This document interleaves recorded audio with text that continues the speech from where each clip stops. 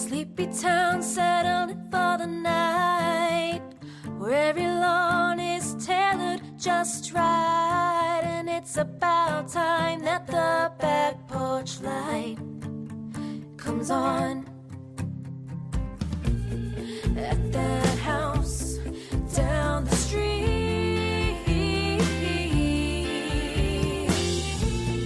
at that house on Magnolia Street. Hey, Witch, hey! Hey, Witch, hey, how you doing? I'm Justina. I'm Christina. Welcome to Magnolia Street, your one and only musically inspired practical magic fandom podcast. Every week we deep dive on different aspects of the movie and the books, as well as treat your ears to our very own practical magic inspired original music. And in honor of the changing of the seasons this week, we're bringing you another installment of our Witch's Garden series as we head closer to Mabon, the autumn equinox. But of course, we're not going to get into all that until we do our weekly debriefing on Practical Magic 2 filming. So Jess, should we hop on our Instagram Live? I was hoping you'd ask because we got a lot of comments last week saying that they were bummed they missed it because we went live last week for the first time in Magnolia Street history, I think, right? In the middle of an episode. Yes, exactly. Yeah, and the thought of a weekly PM2 debriefing, like on a set schedule, seemed to strike a lot of our listeners' fancy, so I think we shall give the people what they want. Let's give them what they want. Here we go. Yeah. All right, see you on the other side. There you are. Yes. Okay, 2 for 2, dude. We're getting good at this. We are getting good at this. Good morning. Good morning. Look, we already have 3 people on here. Good morning, everybody. Today, we're doing our weekly debriefing on the Practical Magic 2 filming production. Is steamrolling off of last week's news. There have not been a lot of new scenes leaked this week as far as we have seen, but there are some things that we have noticed from last week's leaks upon further inspection, that we wanted to share and y'all have been begging to talk about. In last week's film scene leaks, just to recap, we saw Sally, right, in her navy blue trench coat, walking with a very colorful jet, in her best wizard getup. What is that outfit? That doesn't Purple. seem like her. Right? No, it doesn't.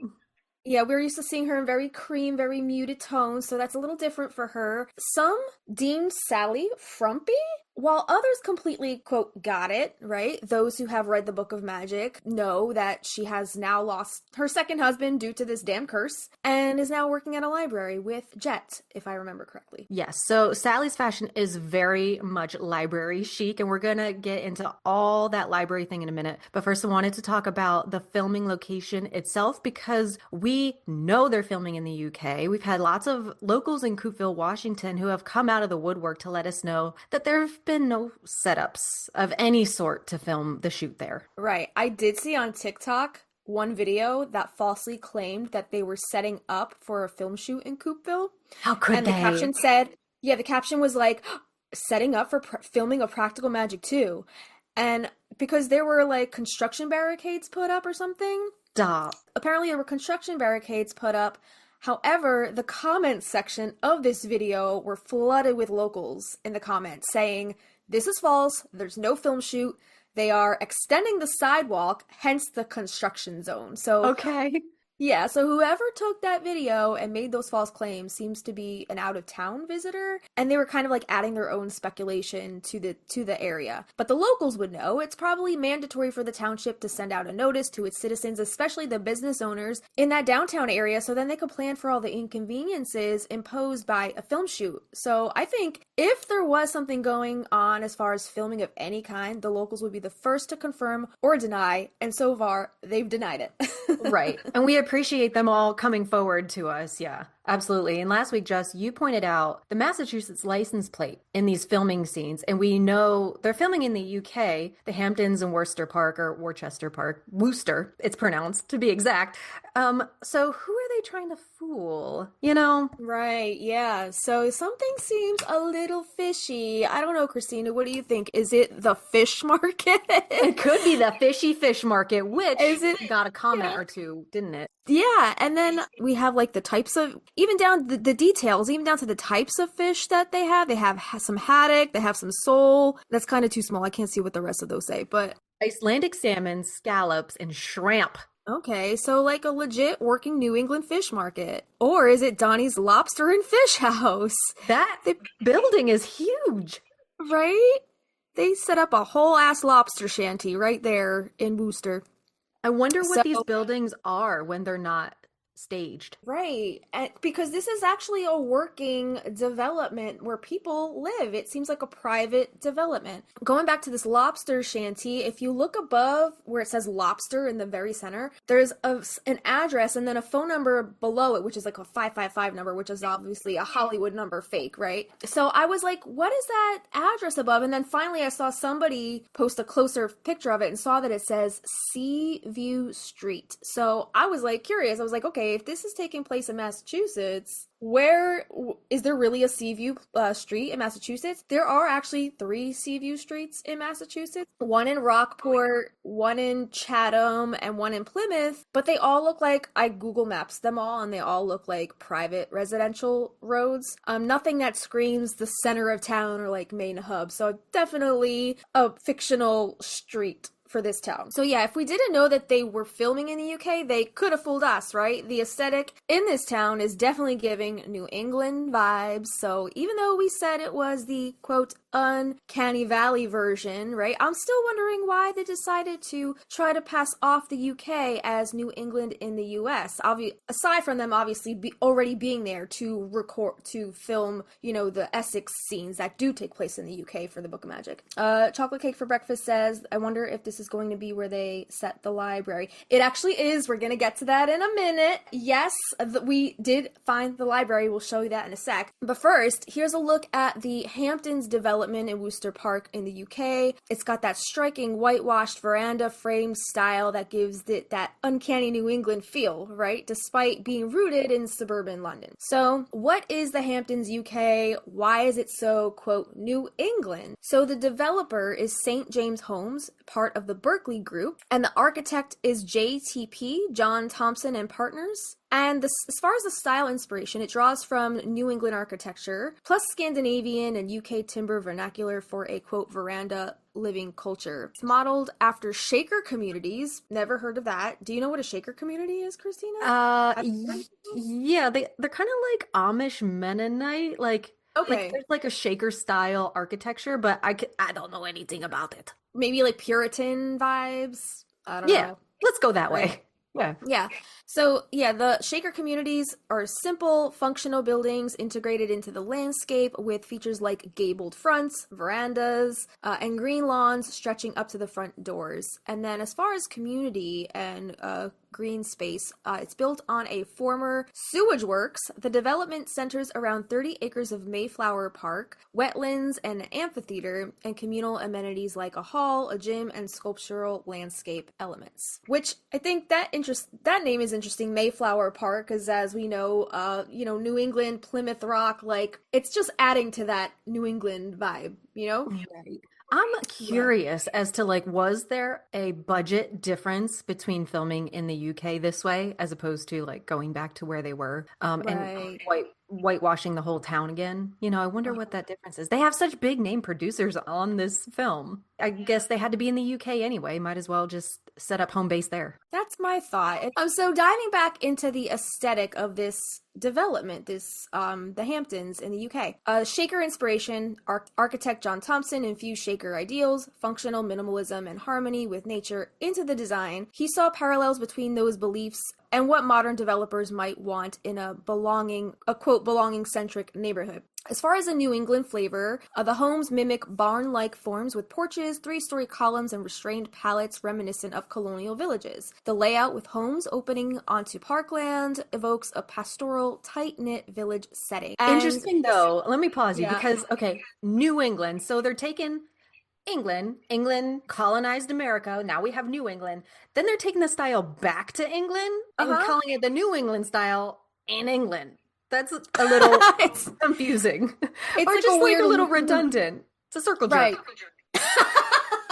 Yeah, exactly. So strange. So the symbolic naming, the streets and building names, like, okay, so I guess these are real street names within that little development. Vermont Hall, Pleasant Hill Road, and New England Place reinforce the U.S. cultural connection. So why this style in London, right? The suburban escape aiming to craft a rural community-oriented enclave just 20 minutes from central London, the design offered residents a sense of retreat while remaining accessible. The romantic aesthetic tapped into the affluent allure of the Hamptons, appealing to buyers drawn to that New England prestige. And then the architectural storytelling, the Shaker influences add a narrative depth to the development. It's not just pretty, but thoughtfully conceived around heritage and community ideals. And then lastly, using green spaces as identity, integrating parkland and ecological design made the development feel more like a neighborhood than a housing estate, an extension of landscape planning traditions. So Claire says, don't forget Stockard lives in the UK now, so it's convenient for her, Uh-huh. right?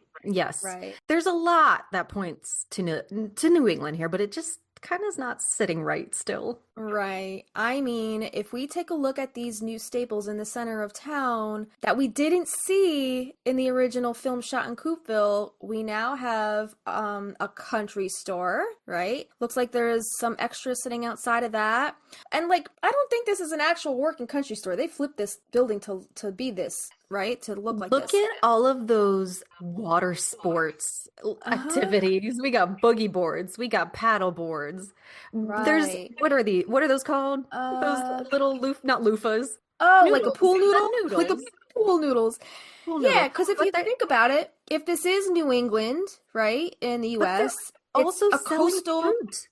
it's a coastal town. So they're all into those water sports probably. This store has everything. It You really need does. a snack, you got a snack. You need a toy or a brochure, probably the houses for sale in the area. Check, you got Yeah. it.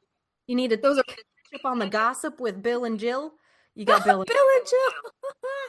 Yeah, those post I think those are postcards on that wall there. I have a close up of those. We're gonna look at those Okay, later. great. Yeah. So we got that country store, and then what you texted me one morning, Christina, we Yeah. have our library. Right, right. So I think that pretty much confirms all the things because I saw the video of them coming out of a door.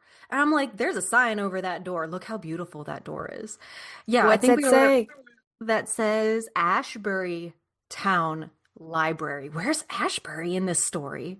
Right, we're gonna talk about that Isn't in a isn't second. there Ash Jersey? Isn't that a Bruce Springsteen Um, song? it's Asbury Park. Oh, okay.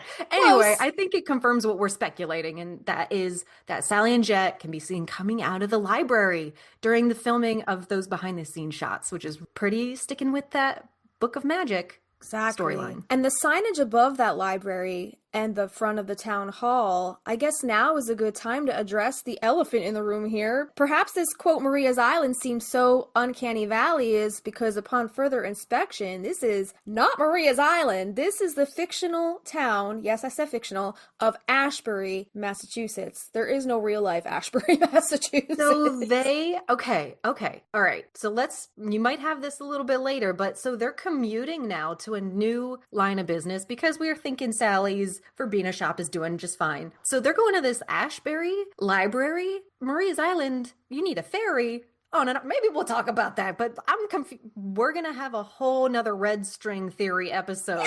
Christina's going to get her Google Maps out and give us You know it. timetables for this ferry ride and the breakdown of the cost. Just You you wait. you know it. Yeah, yeah. Yeah. So they have to live in Maria's Island. Do they no longer live in Maria's Island, which They is have to. 02568, aka Martha's Vineyard in real life? What is this Ashbury? It's just like another small town within the county of Maria's Island? I don't know. Because like islands have different little districts. Right. Yeah. That's what I'm thinking. Because Yeah, Ashbury doesn't exist in the books. right. Yeah, Ashbury is not mentioned in the books. I actually went back through all the books to see if there was any such mention of an Ashbury, especially Book of Magic, since that is what, Practical Magic 2 will be about? Nothing. But then also, I went back through the book to do a search on Maria's Island, and come to think of it, Maria's Island's actually not in any of the books either. No, I don't think they ever name a town that the Magnolia Street is on. Right. The only nod to the town that they live in is in a passage in Practical Magic, the first book, on page 37, that says, Jillian had confessed that when she even thought the name of their town, she broke out in hives. Just seeing a map of Massachusetts made her sick to her stomach. So Alice refers to Jillian as thinking of the name of the town, but then never names the town. She never names the town. Tricky.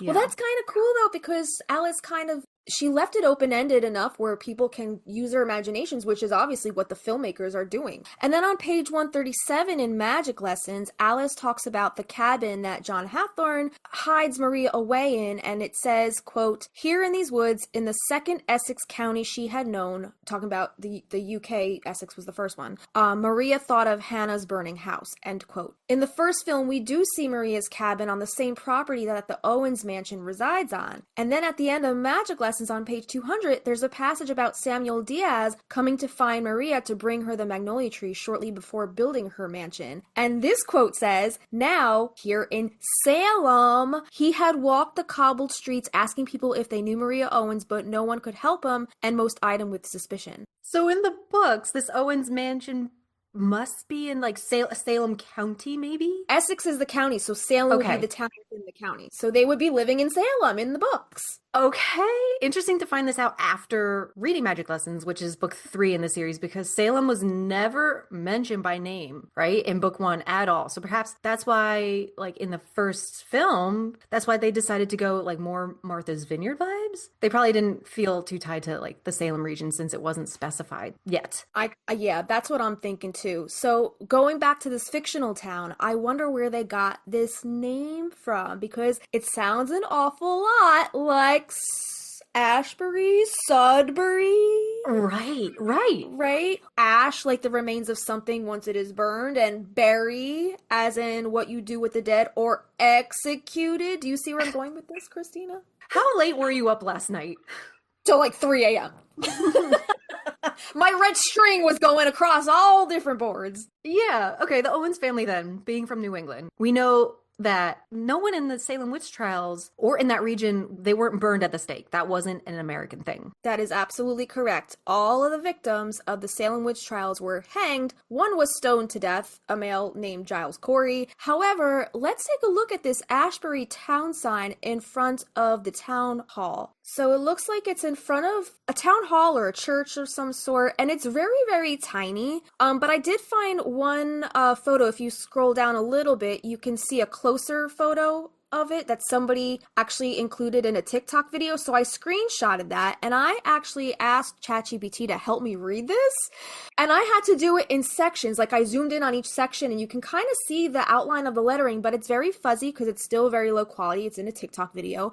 Because every single photo I have found in this online, it's not very legible. So ChatGPT was able to take the words that it understood, and from there, it pieced together what the whole sign said, which I thought was fucking awesome. So we're gonna read it for you. We're gonna read it for you right now, okay? So it starts off with the in memory of 18 innocent souls condemned as witches, lost to fear's cruel fire. It begins with the Ashbury Witch Trials. The year 1692 marked one of the darkest chapters in the history of Ashbury, a quiet town in the New England colonies. What began as whispers of strange behavior quickly grew into a tide of accusations, leading to imprisonment, trial, and the execution of several townspeople, most of them women. Although more than 3 centuries have passed, the events of those days remained etched into memory. At the heart of the town's tragedy was the same fear, superstition, and human frailty that haunted so many communities of the era. Next section says early accusations. The earliest surviving account of suspicion in Ashbury centers on Margaret Flood, a widow known for her knowledge of herbs and remedies. When a neighbor's child sickened from a fever after drinking a brew she prepared, some whispered of healing gifts.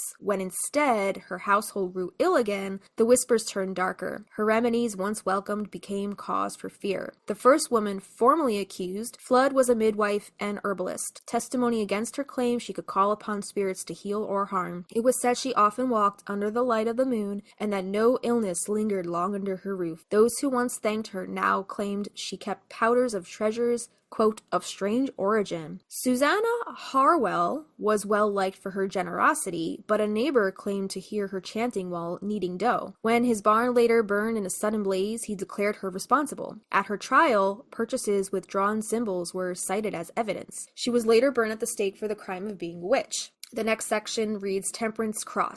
A skilled midwife, Cross was credited with safe deliveries across complicated births. Yet this very skill raised suspicion. Testimony claims she whispered words over the mothers she delivered, quote, smearing them with tar or oil, end quote. She denied all, insisting her work was necessary, quote, against witchery and unnatural airs, end quote. Then we have Rachel Dovey. On the edge of town, Dovey was accused when her neighbor's child fell ill after drinking water from her well. Though she protested her innocence, saying she boiled her water clean, whispers spread that she poisoned the child through witchcraft. Found guilty, she met her fate in the square. Then we have Deacon Bell and Anne Kenning. Accused together, Bell and Kenning were said to carve protective marks into their barns to guard livestock. Though many believed such marks to be harmless charms, others insisted that their cattle sickened soon after the carvings appeared. Both denied the charges but were found guilty. Then the trials. The trials themselves were conducted in the meeting house, where a bench of magistrates presided. Evidence often consisted a little more than rumor, divisions, or the testimony of neighbors. Unexplained illness, failed harvests, or sudden storms were cited as proof of supernatural malevolence.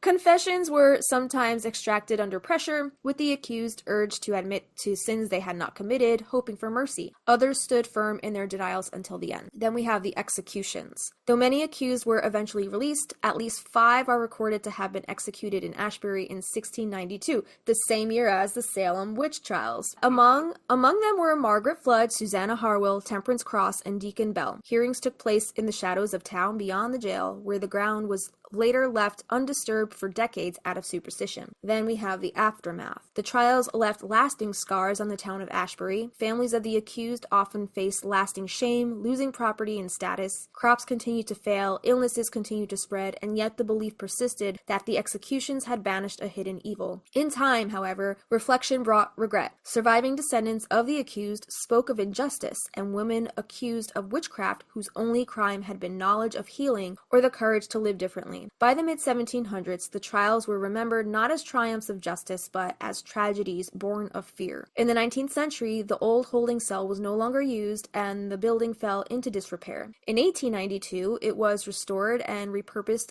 as the Ashbury Town Library. So this library was the old jail where these, quote, witches were held, dedicated to learning and the free exchange of knowledge. So that makes me think, because in the book, in Magic Lessons, Maria Owens, that's where she kind of, didn't she hide a journal in the floorboards there? The library is very big in both Rules of Magic and Magic Lessons, I think. Yeah, and didn't Jet find it?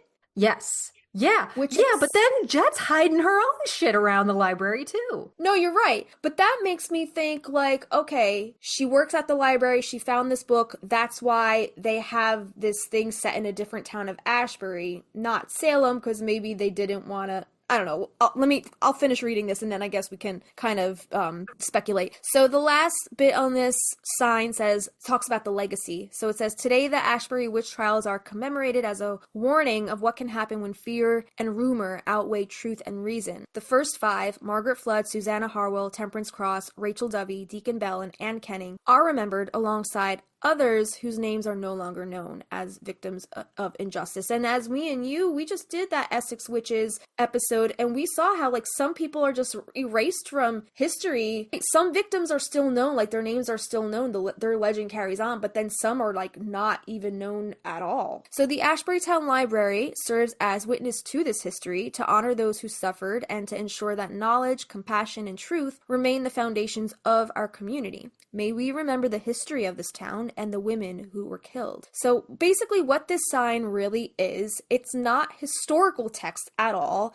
We know Ashbury doesn't exist. The Ashbury witch trials don't exist. This is fabricated lore written for the film set, but the names like Margaret Flood and Susanna Harwell, Temperance Cross, Rachel Dovey, Deacon Bell, and Anne Kenning, they do not appear in real Salem trial records. They're invented to probably deepen the Ashbury, quote, Ashbury mythology. And the wording blends authentic witch trial tropes like herbal healers, neighbors accusing, barns catching fire, powders and charms as, quote, evidence, with fictionalized storytelling. So they probably definitely took, bits and pieces from the Salem witch trials, kind of spun it to fit their like fictional narrative, and, that's where they got Ashbury. So basically the filmmakers designed this prop memorial plaque the same way they built the Owens house in Coopville. Realistic enough to feel historical, but entirely fictionalized world building. Yo, you had me for a little bit. I kind of forgot that this was like a fictional town that they made up. I was like, wait, the library was the jail?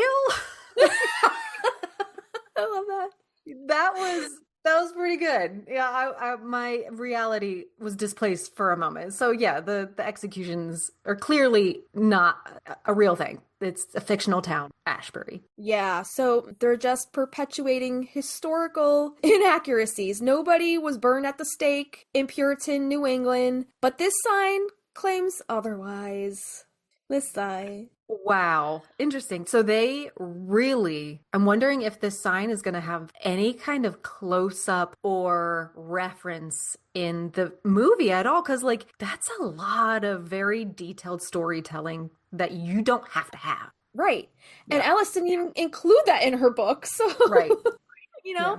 I mean, like, yeah, she included the bit about Maria, and we saw Maria's whole backstory and her life when she was in the jail in magic lessons. And then we learned about Jet finding Maria's journals in Book of Magic when she works at the library. So we get a little bit of that, but this is very specific to this fictional town that Alice never names. As far as I knew, the library that they worked at in Book of Magic was also on Maria's Island. Maria's Island Library. Right. Right. Yeah, so I did a little digging as to why they would have done this, right? Like make this fictional town and make this library where they work in this fictional town. So the plaque says Ashbury Town, memorializing 18 innocent souls condemned as witches. Although Ashbury, Massachusetts is not a real place, there is an Ashburnham and an Amesbury in Massachusetts, both that do have colonial witch trial associations, but no Ashbury. And of course, there's Sudbury, which is a real suburb of Massachusetts. Me and Christina went to visit there. And also the name of that spin-off series, that Sudbury spin-off series that our pal Becky Hartman Edwards had written the pilot for, not to mention both Sandra Bullock and Denise Zinovi were attached to that project as well. So I don't think it's a stretch to say that they could have reworked the Sudbury name to something more fictional for this project. So this seems to be a new fictionalized setting, maybe chosen for cinematic or symbolic reasons. It might represent a broader, quote, witchy town archetype rather than tying the Owen story to Martha's Vineyard again. I love what Chocolate Cake just had to say. They said that burning times trope is a big no-no. I know it's a movie, but let's not mess up basic witch history. Yes, that's what I'm saying. Okay, Salem, that's like an ongoing battle, like an uphill battle for Salem, because they have to, like, people go there like wanting to know where were the witches burned, like, and they're like, they never were. First of all, they weren't witches, they were innocent people. Second of all, there were no burnings in Puritan New England. That was strictly, the burning times were over in England and they stayed over there. So yes, Alex, you are absolutely correct about that. So yeah, we'll do anything we can to, keep, punching down those false, narratives that, Hollywood likes to perpetuate. It's kind of annoying. Yes. Right? Do better, guys. Yeah, exactly. And they should know better because they did the first film. Like, Maria was gonna be hanged. That was Puritan New England. They don't have a witch for hire. Do you think they got another witch for hire in this film? They had to have. Do they need one? Well, I mean, at least get a historian on this, to help you write if you're gonna world build, you should probably, be historically accurate. They have the text. They have the physical book Alice wrote right there. They don't have to add all that. Yeah, so that made me go, what? Hmm. So talking about the creative choices, maybe they wanted a quote, going back to Ashbury, maybe they wanted a fresh backdrop that still feels historically charged without locking themselves into vineyard specific filming locations like they did with the first film. And then production practicality. The Hamptons were converted specifically for the filming. So it was likely easier and cheaper to transform that little town other than going either to Martha's Vineyard or back to Coopville, which probably they both have their own strict filming rules, and maybe the budget, it was probably out of budget, maybe the filming prices went up. I know it is cheaper to film outside of the US. That's why most filmmakers do. I don't know if you heard a while ago, Trump was trying to like put some kind of like filmmakers tax into effect. Like if you filmed overseas, like you were taxed more or something. I don't, he's trying to like I'm not fuck people every surprised. which way. I am Yeah. not surprised. Because it's cheaper to film overseas. Like it's so expensive to film in the US. So that's most likely why they didn't end up coming back, unfortunately.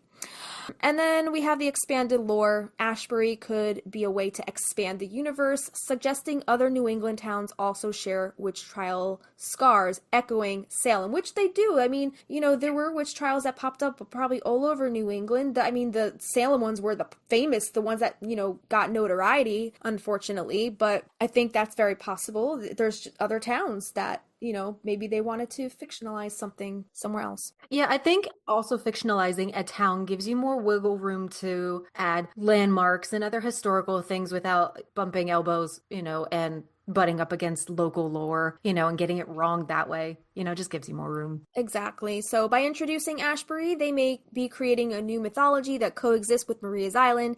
And like you said, it lets them root the sequel in witch trial history more directly. 18 innocent mirrors Salem's 19 hanged and then one pressed. And then it also provides a symbolic tie to fear, superstition, remembrance that aligns with the Owens legacy. So I think it's fascinating. They shift from a real world anchored fictional place, Maria's Island / Martha's Vineyard, to a wholly fictional memorial town of Ashbury for the sequel. It's wild. Yeah, I didn't even think, I was like, okay, what's that significance for the 18? But that makes perfect sense. I wonder how many of these quote victims though play like the victims that were named on that sign. I'm wondering how many of them play a part in the main plot because if you notice there's no mention of Maria Owens on this town sign, and in the books she was jailed in that jail where Jet found that book. I'm so open to anything. I really am curious how they're going to tie this all together. Yeah. Are So they just changing the name altogether? Because, like, in the film, they don't say Maria's Island. We get the little tiny snippet of it on the post office, and that's kind of it. We're left yeah. to piece it together that that's Maria's Island, right? Yeah. So are Yeah. they just going to change the name of the location, the I island don't know. altogether? That I would be think so lazy. Yeah, it would be. I honestly think that the filmmakers of the first film kind of shot themselves in the foot by giving us, you know, a name of the town because now they're kind of tied to that. I mean, and even if they're not tied to that, it kind of makes the fandom go, "What?" You know, maybe they are changing the name of the town, but we know we're like, "But that's not Maria's Island." WB, we're for hire. That's all we're saying. We'll be the witches on set for hire, right? Exactly. So I'm wondering what these other women have to do with the bigger picture since they have no ancestral connection to the Owens women. And what is the Owens women's connection to this Ashbury since this is not Maria's Island, other than Sally and Jet working at the library, and this is where Jet finds Maria's journal, like in the floorboards or something. And will there be any connection between Ashbury and Maria's Island? So I think that's something to ponder. Like, is Ashbury now Maria's Island? Was Maria's Island always Ashbury? Was Ashbury a district within Maria's Island? Like, what's the details there? I want to say also that Maria's Island gives, like, it's just locals. It's not like a vacation destination. This Ashbury is giving me, like, people are coming here to vacation. More Cape Cod, Martha's Vineyard type setting. Yeah. I'm seeing Maria's Island as, yeah, more residential. People are, like, people go there to vacation, but it's not like a tourist trap. Like, Salem's a tourist trap, unfortunately. Yeah. So yeah, I get what you're saying there. And then lastly, let's take a look at those postcards, right? We saw some of those postcards on that country store. These were probably created specifically for the set because obviously they're fictional. They all say Ashbury, Massachusetts, which we now know is a fictional town. Do we think these were AI generated, or do you think somebody actually took this stock photography in random places in New England and just slapped the name Ashbury on the top of them, right? Yes, I think that they are randomly just stock photos of New England because it's so picturesque and beautiful. This Yeah. could be anywhere along the East Coast Mhm. there, you know? Also, that one right there, that one is very reminiscent of that red barn in Coopville, Yes, from the on first the film, pier. On the right? pier. Yep, yep, yep. Right. So, I don't know, maybe that's another indication. Maybe in the first film they were in Ashbury all Girl. along. Who the fuck knows? But that's crazy, like the attention to detail that these set dressers, are paying very close attention to all these little details. And like clearly this is a fictional town, so it's not just like they could just purchase postcards from a company that say the name of the town and, are already designed. They had to design these. Yes. Oh, Lazy days, salty something, and good something. This is like a live, laugh, love kind of card. Okay. a good margarita on the Yeah, beach. that's right. That was all I had on the PM2 news spectrum, but I mean, like, I know there were no new leaks, but I mean, that was a lot to kind of like go back and like certain details caught my eye, and I'm like, we have to talk about this. Yeah, absolutely. Do you see Mallory here? Mallory says, I kind of Yeah. wonder if, like Maria's Island, is there a little community and Ashbury is the closest proper town? Like an example, her mom has a house in Langlois, Langlois? Is that how you say it? Oregon. Langlois? It's not really a Oregon? proper town. Gotcha. Yeah, yeah, yeah. Yeah, Of like course. our area has a certain name, but it's not really a town. It's just like the name of our area. Yeah, I Okay. understand. All right, Spreewald Garden says, I wonder if the filmmakers rebuild that Owens house. I need the Owen. Yeah, we're all pining for that house, right? For my soul piece, the whole New England thing is so romantic and for real, a hard piece of the movie. Agreed. Like, how Agreed. are they gonna? Yeah. So where does the house reside then? Is it in Salem like it is in the books? Is it in Maria's Island like the first film, or is it now in Ashbury? I'm so confused. Right.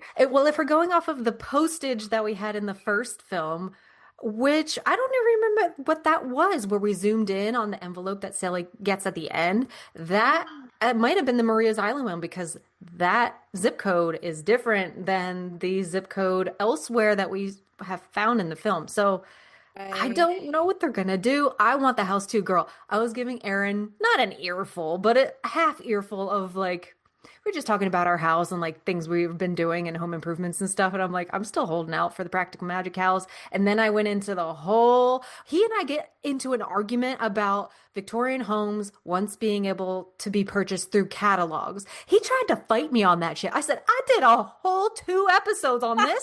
You're trying to fight yeah, me? Anyway, I told him so funny. our plan is to have that house. It's a B&B, it's a recording studio, it's an art retreat. I am speaking it into manifestation, but bro got an earful that day. I said, Yeah. "You're trying to fight me." Yo, it cracks me up when Avi tries to argue with me about some stuff, and I'm like, you do know I have a podcast, and we did a whole deep dive on this, and we were watching the new Dexter, right? And in the show, there's a character that's a podcaster, and she used the term deep dive, and I was like, ha! And he was like, what's so funny? And I was like, she said deep dive, and he's like, what does that mean? I was like, it's podcaster lingo. So funny. Yeah, if you guys came in like at, some random point in this live, we are going to repost this to our main grid. So definitely check out the replay if you want to see the whole thing it's in its entirety. And hopefully before next week we get more leaks so then we actually have something to report on because if we have nothing to report on then there probably won't be a live. But hopefully they'll, become more, frequent as production progresses. So Right, right, right, right. So Tuesdays and or Thursdays around 10:30 is yeah. when we try to shoot for recording. So Yep. we'll see you. We'll maybe also try to put like a reminder post out the night before so you can Right. come along with us.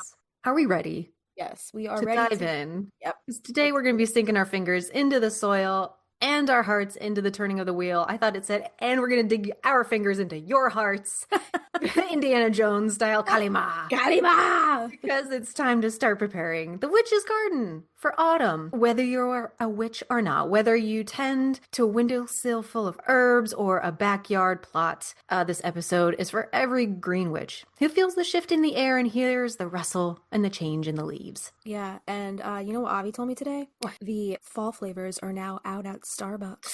So I'll be getting myself a nice little apple crisp oat milk shake and espresso later on. That's my favorite go-to flavor, and I hate that I have to wait all year long when it comes back around. I've been asking for it since August 1st, and they're like, at the end of the month, ma'am. And I'm like, God damn it. Fine, I'll have the brown sugar. All right. Yeah. Aaron and I went for actually a really nice bike ride, like an hour long, out into the country, found this cafe, and I got Aw. some apple cinnamon pancakes. And it was like the perfect crisp fall morning. Everything's still very green, but I was like, I'm happy now. I'm happy with my pancakes and my apple cinnamon. And it was like, it's coming. Did I'm it give feeling you, alive like, again. Stars Hollow vibes? Like, Yes, oh, the la la Gilmore la's were Girls. playing Yeah, in my la la head. la la. Right? Yeah. So going back to our autumn garden, the Owens family garden is a huge character in the practical magic world, right? Through the movie, through the books, all four of them. Because of its magnitude, we are continuing this series about it. We started this back in 2023, this Witch's Garden series, right? Yeah. Wow, it's been a minute since we did one of these. Our first installment of the Witch's Garden series was episode 23. I know. Shut up. We started it that long ago? Yeah. We're on episode 130 what? No, that's I crazy. think we're doing a pretty good job. I think this series has the most installments out of all of them. Yeah, we kind of, well, the elemental ones, we're gonna wrap that one up in the coming month, right? Yes, yes. So, like, yeah, probably the only two that we've actually pursued. So, yeah, that was episode 23, where we break down all the basics involved with planning and starting your own witchy garden. Our second installment brought you episode 72, natural cleaning, and then also episode 93, a witch's garden series about baneful herbs. Yeah, so today we're stepping into the garden, the crunchy magic lace space between summer's end and the long hush of winter. Because autumn in the witch's garden isn't just about harvesting herbs and pulling roots. If you want to work out, just take up gardening, y'all. It's time of the deeper tending, sacred release, and quiet preparation. Let's talk about what it means to care for your magical garden as the wheel turns toward the dark half of the year. So pour a mug of something warm, wrap yourself in your shawl if you've got one, or a little blanket, and let's dig in. Because the earth is beginning to turn inward, and so are we. You can feel it in the slant of the sun, in the hush of the gardens, and the way the air carries more memory than heat nowadays. Autumn is a season of release, of harvest, of gratitude, of preparation. It asks us not to bloom, but to gather, to notice what's ready to be let go and what's worth carrying forward into the quiet months ahead. Energetically, this is the time of the waning year, a time ruled by the crone, the wise woman. She doesn't rush, she knows the power of stillness, and she teaches us to trust the dark. Autumn is often the season that corresponds to the suit of swords. Swords are associated with some of our more difficult times, particularly with the energy of releasing things. Swords are related to the element of air. Air is the element of communication, and the suit of swords is known for communication. Additionally, air represents the sign of Libra, the sign the sun enters to kick off the autumnal equinox and subsequently the first day of fall. Libra is an air sign associated with balance and fairness, equality, and partnerships. And of course, this fits perfectly with the Sabbath's balance of light and darkness. Do you have any Libra friends, family? Libra, Aaron's sister? Yes, and my cousin. Yeah, I'm gonna be honest, Libras don't like stick out in my mind. They just kind of chill under the radar most of the time for me. What about you? My entire dad's side of the family, I feel like, is Libras. Like my dad's a Libra, September 26th. Fifi is a Libra. Then her daughters, Gina and Samantha, you met them. Wow. Both Libras. My cousin Danielle, a Libra. I'm like, there's so many Libras on his side of the family. It's insane. No shit. Yeah. You weren't kidding. A lot of air over here. Exactly. So, Okay, wait. Now that you say that your dad's a Libra. Yep. Kind of the whole Salem thing makes sense because he was like, whatever. I can't decide. right. He's like, yeah, whatever. So whatever. And then, yeah, my mom's a Taurus. So their whole dynamic, like stubborn Taurus, earth sign, and then air Libra, kind of go with the flow, whatever, which way you want to go. I don't care. I love it. I mean, it's worked for, I don't know, 40 plus years, but it's funny to watch. Yes, it was. Sometimes very frustrating. So as we move into the darkness, I believe in a thing called love. Nice. Had to do it. The autumnal equinox is that tipping point. It's that moment that we stand on the threshold of equalness between the light and the dark. We're leaving behind us the warmth and expansiveness of summer, of her water and brilliant light. As we move through the equinox and further away from summer, the light begins to fade and we begin to descend into the darkness. And this is a potent time for root magic, working with the parts of the plants that grow in the darkness. We have a episode coming up on the mandrake root, so that's Mhm. gonna be fun. Drawing up strength from what's buried, and then seed saving, which we're gonna talk about in a little bit. I have a little bit of a seed ceremony ritual, fun activity you could do with your witchy friends if you want to. And not just literally, but spiritually. What lessons will you carry into the next season of growth? And then lastly, honoring cycles, birth, bloom, decay, and rest, because magic lives in all four stages. So if you feel yourself slowing down, needing solitude, craving ritual over hustle, yes, right? Mhm. The summer's been a shit show. Yeah. Know that you're not falling behind. You're not a what did Lori call it? A hit or miss In this witch? way. No, you're not falling behind. You're falling into rhythm, just like the earth. We need that reminder Yes. every now and then. Yeah. Yeah. The Halloween season is described as a season of the witch, right? Donovan, such a good song. It must Mm-hmm. be the season of the witch. I love blasting that. Come like, maybe the end of August, early September. You have that first fire pit night Oh, with like the moon glowing and like a nice glass of peanut butter whiskey. That's that and putting that song on, that's the shit right I'm there. getting chills. Right? Can Yeah. you tell we're excited? I'm Yeah, so dude. excited. This is just a sacred time for many witches. Autumn has many symbolic associations that connect it with witchcraft, yet ultimately is the time of transition and change. New and experienced witches often feel that they benefit from following the cycles of the seasons to become attuned to nature's calendar. And that's like the main way I describe what I do, because that word witch we've talked about being so stigmatized. It's just following the rhythms of the earth, Yeah. the life, death, life cycle. And autumn is a chance to rid yourself of the unnecessary things in that life. So unburden yourself from old objects or habits to make room for new. Just as crops yield their bounty and trees shed their leaves, purging your old items and organizing your remaining possessions is a cleansing experience. It can be difficult to let go of your old belongings, but embrace this unique time on your journey, a time when you're no longer weighed down. If you are a newer witch, think of your craft as a blank canvas, waiting to be filled as you set out on your spiritual path. Take your time, though, as you begin to paint this picture. Be patient as you grow into your craft. There are many different types of witches, and you need not be rushed to define yourself as you get started. Remember that even flowers wait until spring for their new growths to blossom. So, is this not the most wonderful time of the year? Yeah, it's not Christmas. No, it's not Christmas. Nuh-uh.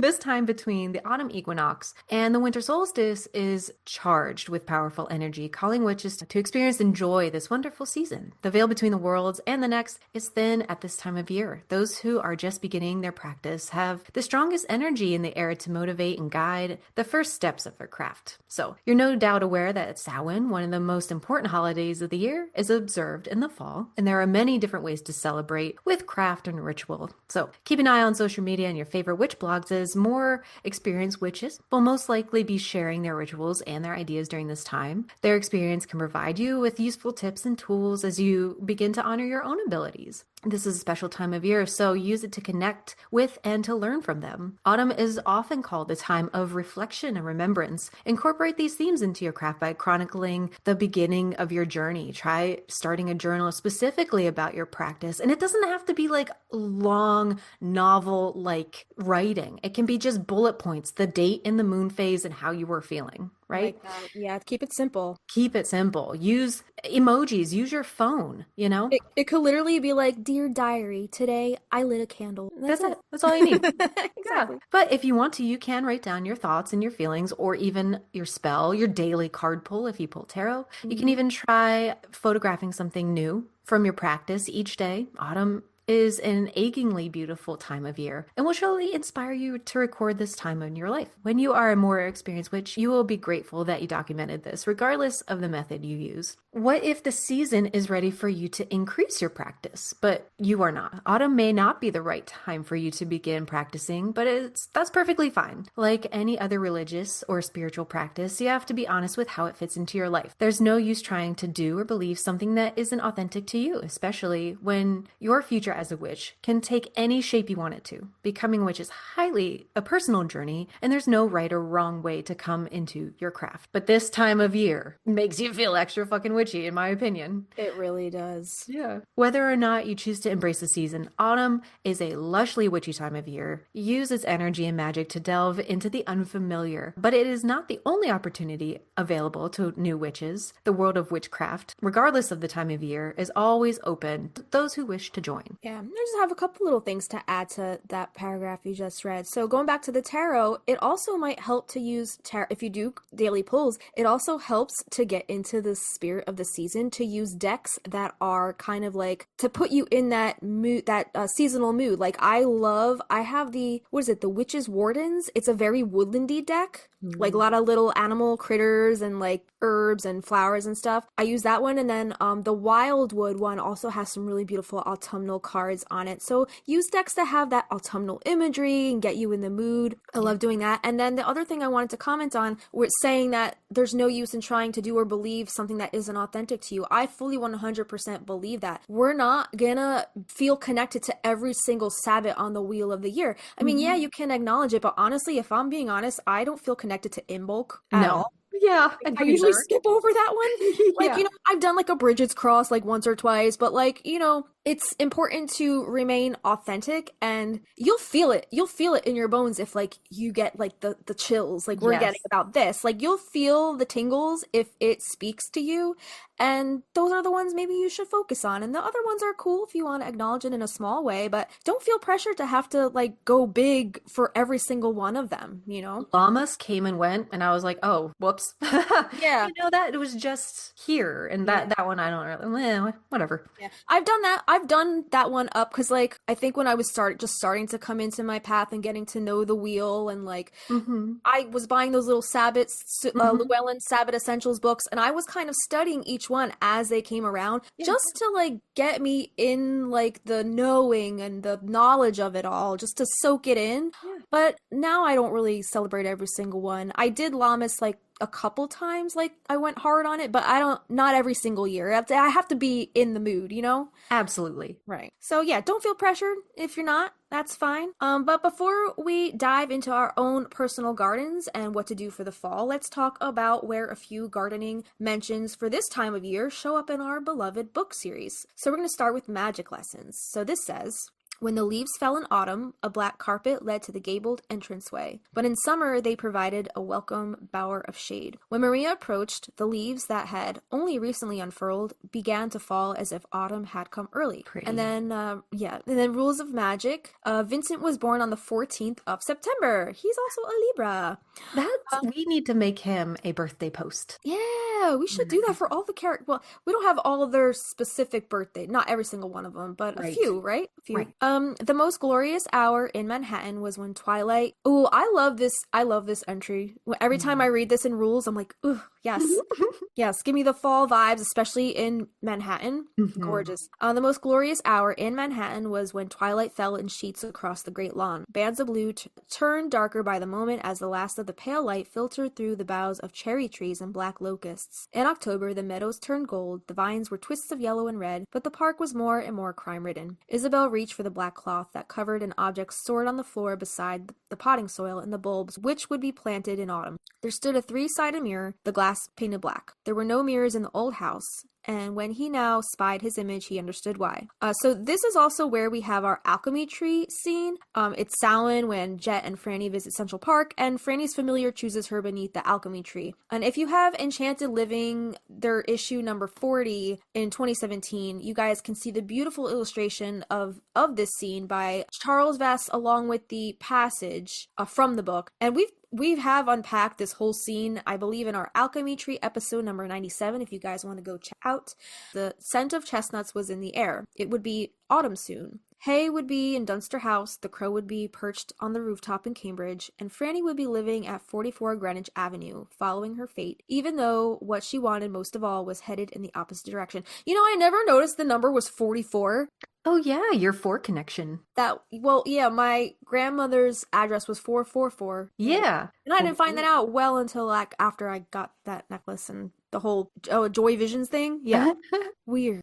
Jet came to stand beside her sister. They looked out at the garden, which had now turned to straw. Isabel had done all the autumn planting, but she wouldn't see anything bloom in the spring. What did she say to you at the end? Jet asked. She'd been wondering ever since their aunt had whispered something that had brought Franny to tears. Franny thanked the neighbor and walked on. October was such a tricky month. Today, for instance, it was as chilly as wintertime, but the sun was bright. The weather report predicted that the following day would be in the 60s. Vines snaking around the old house were still green, but there were no leaves, only thorns. When Franny went through the gates, she noticed the garden hadn't been put to bed as it usually was this time of year. The beds had not been raked, tender plants had not been taken into the greenhouse, where they would winter over in the faint sunshine. October began as a golden hour and ended with Samhain, the day when the worlds of the living and the dead opened to each other. There was no choice but to walk through the gate of time. Franny had already packed up her suitcase and carried the grimoire with her. The book and all it contained was now theirs. And this next passage was about Franny and Halen. The truth was they had managed to get what they wanted. It just wasn't lasting long enough, not that it ever could. When he passed, the doctor was sitting on the porch on an autumn night. The lilacs were blooming out of season.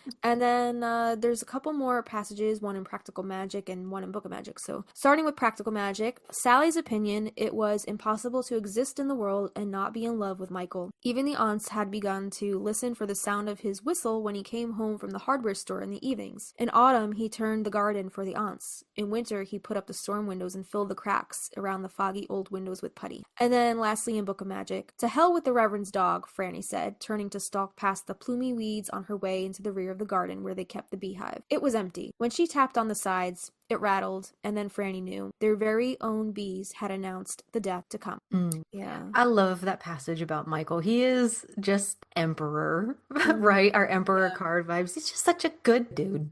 Yeah. And I wanted to include the one about the bees because we're going to talk about bees a little later. Even though we did have a whole episode on them, there's specific things for the fall that our little pollinators need, right? Yeah, yeah. And we did also, when we talked about the bees on that one episode we did, we also talked about them in relation to death and how it's like a long standing tradition. People go tell the bees about, Exactly. when somebody dies. Yeah, yeah. Yeah. So let's get into our favorite autumn film because we've discussed here on Magnolia Street before. We don't get a lot of autumn vibes until the very end. So let's talk about where they show up.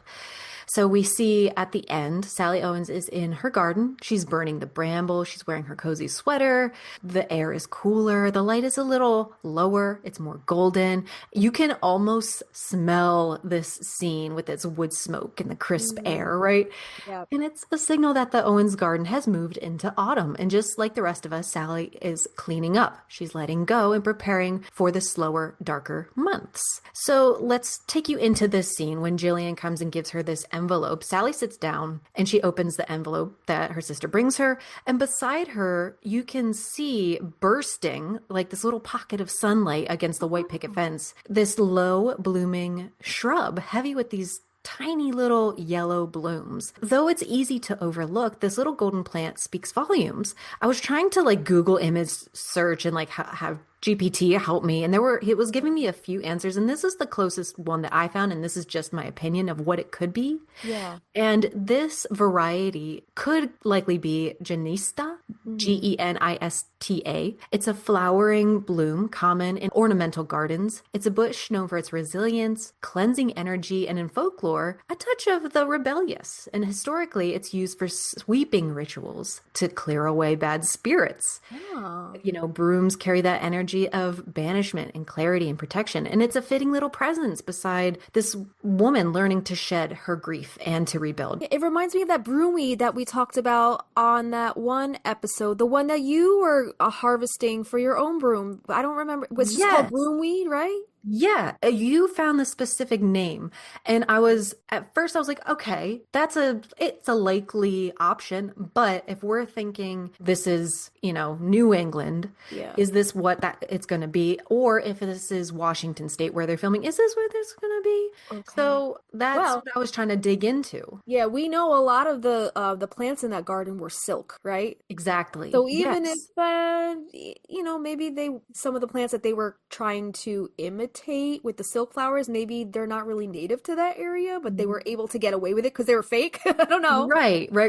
I'm thinking like if this is reality, what kind of plant would this be? And I'm thinking it's this Janista. Okay. And it's this early autumn blooming plant and both nature and narrative in this scene. So also known as weeping broom, Yeah. Montpellier broom.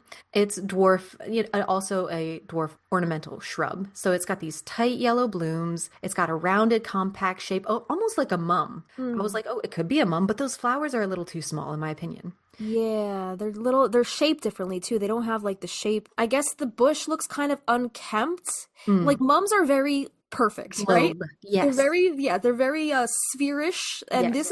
this looks a little more wild and unkempt. So Yes. it's a little different. It's got fine green stems and minimal foliage. This often blooms in late summer through the fall, depending on its cultivar. And it's used ornamentally for its vibrant color and hardiness in temperate gardens. So while it's native to Europe, it's a popular landscape plant in North America, including the curated film sets because of its striking appearance and low maintenance. So why is it in the Owens garden here? Again, this is just my opinion. Given the setting, the film being shot in Washington State, but supposed to be set in Massachusetts, it's likely that it's this visually striking choice by the production team. It's not strictly native to New England, but is chosen for its golden color, which symbolically ties into the themes of harvest, transition, and homecoming. And a plant like Janista offers that pop without the drooping, like of the goldenrod that's probably blooming at this time, or the woody bulk of witch hazel. So planted where it is, nestled near the little garden steps that Sally is sitting on. This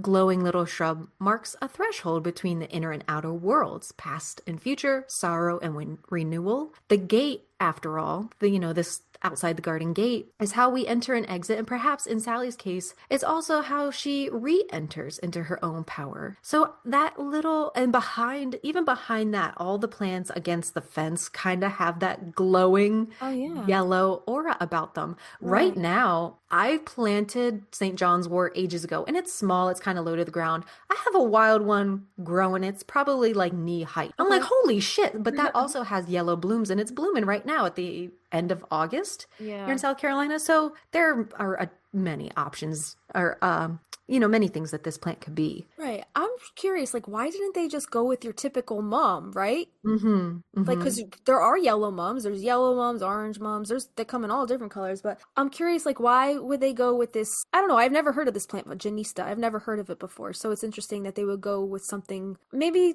because of the heavier folkloric connections, but I don't know. Do you think they were think of all that stuff when they were picking these plants for this autumn garden? I don't think so. And like with a mum, we know you can put them in the ground. This looks Hmm. like it's just growing out of the side of the stair or underneath Okay. the fence, like wild. It's not Right. even in a pot. Yeah. But yeah, it could have been. And this is like the back side of the garden that maybe doesn't get tended to a whole lot. So it might have Right. just sprouted on its own. You know how things get seeded, Oh, yeah. by accident. Oh, I never noticed that plant before. It's crazy. It's amazing to me how we're still able to pick things out of this film after how many hours of rewatching it and going down rabbit holes. Like, there's still certain things that, like, unless one of it points it out to the other, I'm like, I still never noticed that. What? Right. That's Yeah, amazing. y'all, next time you're watching this, there are plenty other people who know more about plants than I do. So Yeah. pause when she's sitting on the stair and look at that little yellow plant and tell me what you think it is, because I'm curious. This Yeah. is the closest thing I could find. Janista. I've never heard of that before. That is really cool find. Thanks for pulling that out. I'm like, Sure. honestly never noticed that before. And then the scene afterward, we get Jillian standing in the garden. She's, got her sun hat on. She's got gloves. She's smiling. She's giggling. She's holding that bunch of radishes in her hand. There's still like dirt on the roots in this. Right. She's just giggling away. No spells, no storms, no sirens. She's just having the time of her life in the garden with the aunts, harvesting something real. I want to know their radish recipe. I'm not a fan of radishes, so if the Owens can make something that makes radishes taste good, do you eat radish? I am not really a fan of radishes. They I taste think like dirt. they do, and they're very watery. They're kind of like water chestnuts with like a more bitter taste, I feel like, right? And they're crunchy. I don't want no crunchy shit in my salad. No, thank you. But I do have a funny radish story. So me Oh, and Avi, it has nothing to do with segue. it has nothing to do with me eating radishes. Okay. Me and Avi went out to dinner one night. This was like years ago, probably like a good 10, 15 years ago. That's how long we've been together, Jesus Christ. So we're at, we're eating dinner, and there's a table next to us, like a family with like two small kids. And the little boy, for some fucking reason, is going on and on and on about radishes. The radishes. Oh my god, radishes. Why is this kid talking about radishes? Me and him were both like, if this kid doesn't shut the fuck up about radishes, I swear to God, I'm gonna find a radish and go over there and shove it. Oh my gosh. Like, why is he talking about radishes? And we left there just like completely hysterical about, like, it was just random. Like, why would this kid be talking about radishes? We still don't know why. But like every now and then we'll be like randomly be like, hey, remember that kid that talked about the radishes? Radishes. I wonder what he's doing now. Like, he's probably like, married and has his own kids. That was so freaking long ago. He's probably Oh my gosh. an adult now. Bullshit we have said as children in passing that strangers remember to this day. Terrifying. So fucking funny though. Like, and I'm just like, that's the only relation that I have to radishes, is that just some kid in a restaurant was just talking about them. I'll repeat at some point in my life, and all I have to go on about radishes because I know nothing else about them. I've had them in salads. Don't like them. I can't remember if it's turnips or radishes, but one of the two you can make little jack-o'-lanterns out of. I think turnips. The turnips. Okay, Yeah. and like hang them in the trees. So spooky. Yeah, I do like beets. I'm a beet girl. Are you? Sure. Yeah, I do like some beets with like some goat cheese and some like walnuts, like a Ooh. very good salad, or some sliced apple. Like, beets go very good with like sweeter ingredients in a salad, and like kind of like a raspberry vinaigrette or something. Oh, so You're gonna have to do a beet plate or a thing for me, because my dad just eats them like out of the jar, and that's how he would serve them to us. I'm like, these are nasty. Like pickled beets.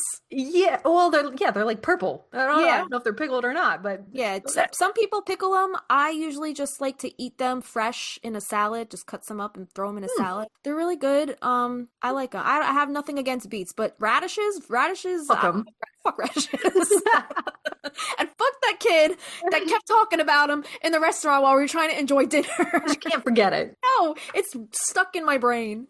So radishes are a cool season crop. Yeah. They grow quickly, usually between 3 and 4 weeks, and they're ready to harvest in the early spring or late summer into fall. So they're this little humble, resilient, little spicy, but spicy little guy beneath the surface. And they're I would imagine, because this is a root vegetable, so is ginger, and that's got a little bit of a spice thing going on too. So I'm wondering if that's just something typical in like root vegetables, Yeah. Well, except potatoes. Potatoes grow in the ground too, right? So do peanuts, don't they? Oh, they're legumes, right? Yeah. So I guess not all of them, but I don't know. Yeah. I don't know. But there's still a lot of things we don't know. Exactly. That's what we have 50 plus hours of plant talk, just plants. So check that out. It's over on our playlist, but we have no idea about radishes. Fuck these guys.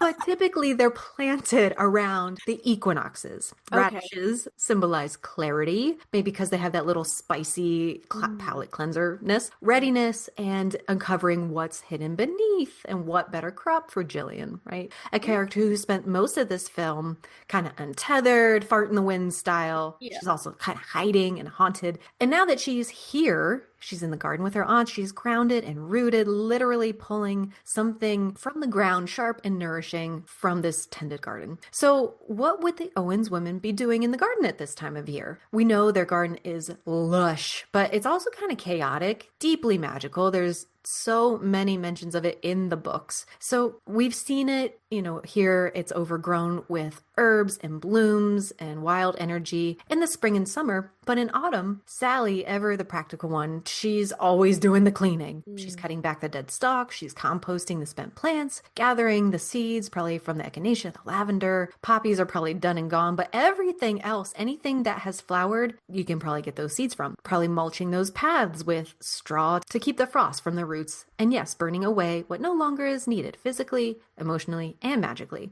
And she's been tucking garlic bulbs into the soil with care, whispering her intentions for protection and clarity for the coming spring. And the aunts, of course, would probably take it a little further, collecting those dried herbs, drying them, hanging them from the rafters, labeling everything with their perfect script while muttering, their intentions. Aunt Frances, she might be stirring up a late season cordial with some blackberry and some cinnamon and a little hint of clove. Ooh, Hanging protective bundles near the windows, even on the back gates, maybe slipping those cloves into oranges for spells to ward off those unwanted guests, like No Chill Irene.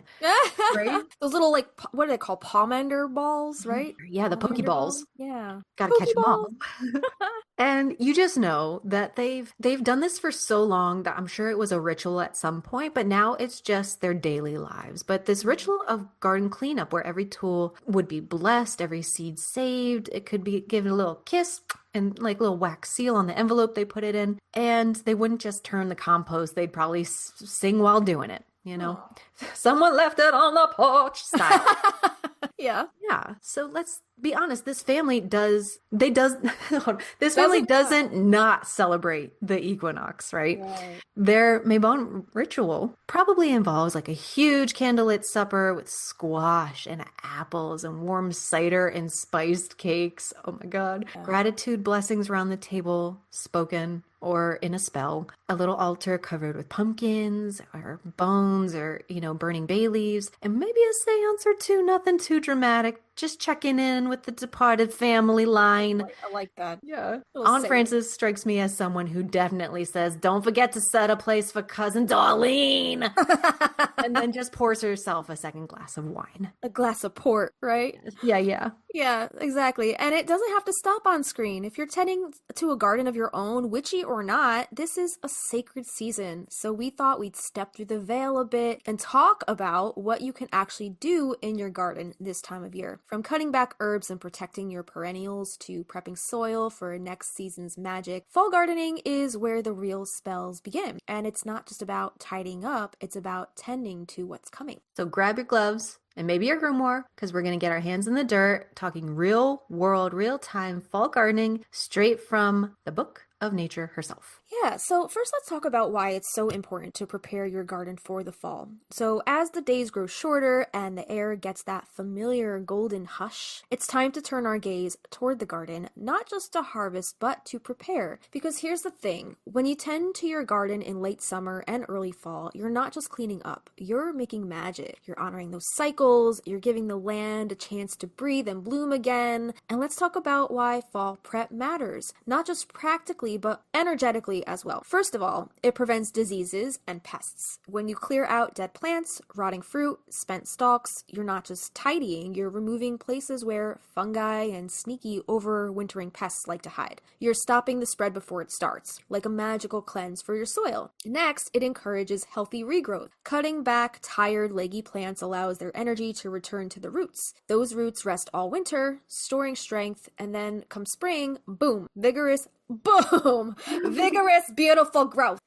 You've helped them conserve their magic. And let's not forget, fall is prime time for cool season crops. If you've got space, you can sow kale, spinach, radishes, all those crisp, earthy greens that love the chill. But first, you've got to give them room to grow. And that means clearing out what's done so that the new can begin. And then there's the soil. It's easy to forget, but the soil has been working all summer, feeding, supporting, sustaining life. And if it's anything like mine, it's probably dry as fuck and lacking nutrients. So now it's time to, feed it back. Add some compost, add some mulch and organic matter. It's like wrapping your garden in a nourishing quilt before that frost comes, right? A warm thanks for everything that it gave you. It gave me nothing this year because it gave me nothing because I gave it nothing. It's right? a gift, right? So, but beyond the practical, fall garden prep is a ritual of transition. It's about letting go, about honoring what bloomed, what didn't, and what might grow again. My parsley this year, my parsley and my oregano, and I think I had some lemon thyme in my raised cedar garden bed, that did great. that Awesome. that was like self-sustaining, like it rained and like it's a pretty big raised bed, so it retained a lot of moisture because there was a lot of dirt in there. My other potted plants, like my terracotta, obviously they're very porous, so they tend to dry out quicker between rain. Yeah. So those didn't do so well because I did not go back there very much this summer. It was a shit summer, dude. The rest of them died. My rosemary's hardy. It's supposed to be hardy. Dead. I Oh killed it. no. Killed Dude, it. I killed my lavender. I killed Killed it. my potted lavender. My lavender in the ground in my front yard did great. Fuck Did you. great. No. Yeah.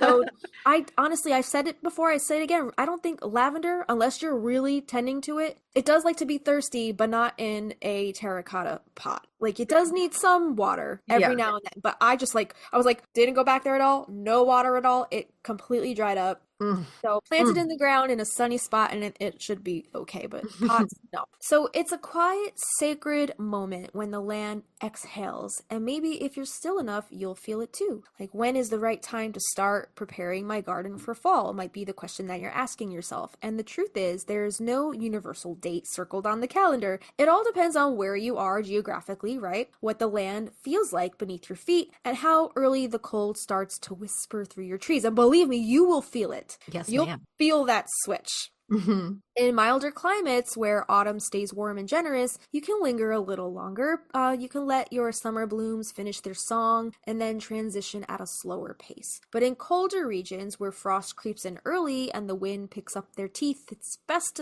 to begin sooner rather than later. And a good rule of thumb is start prepping your garden about 6 to 8 weeks before your average first frost date.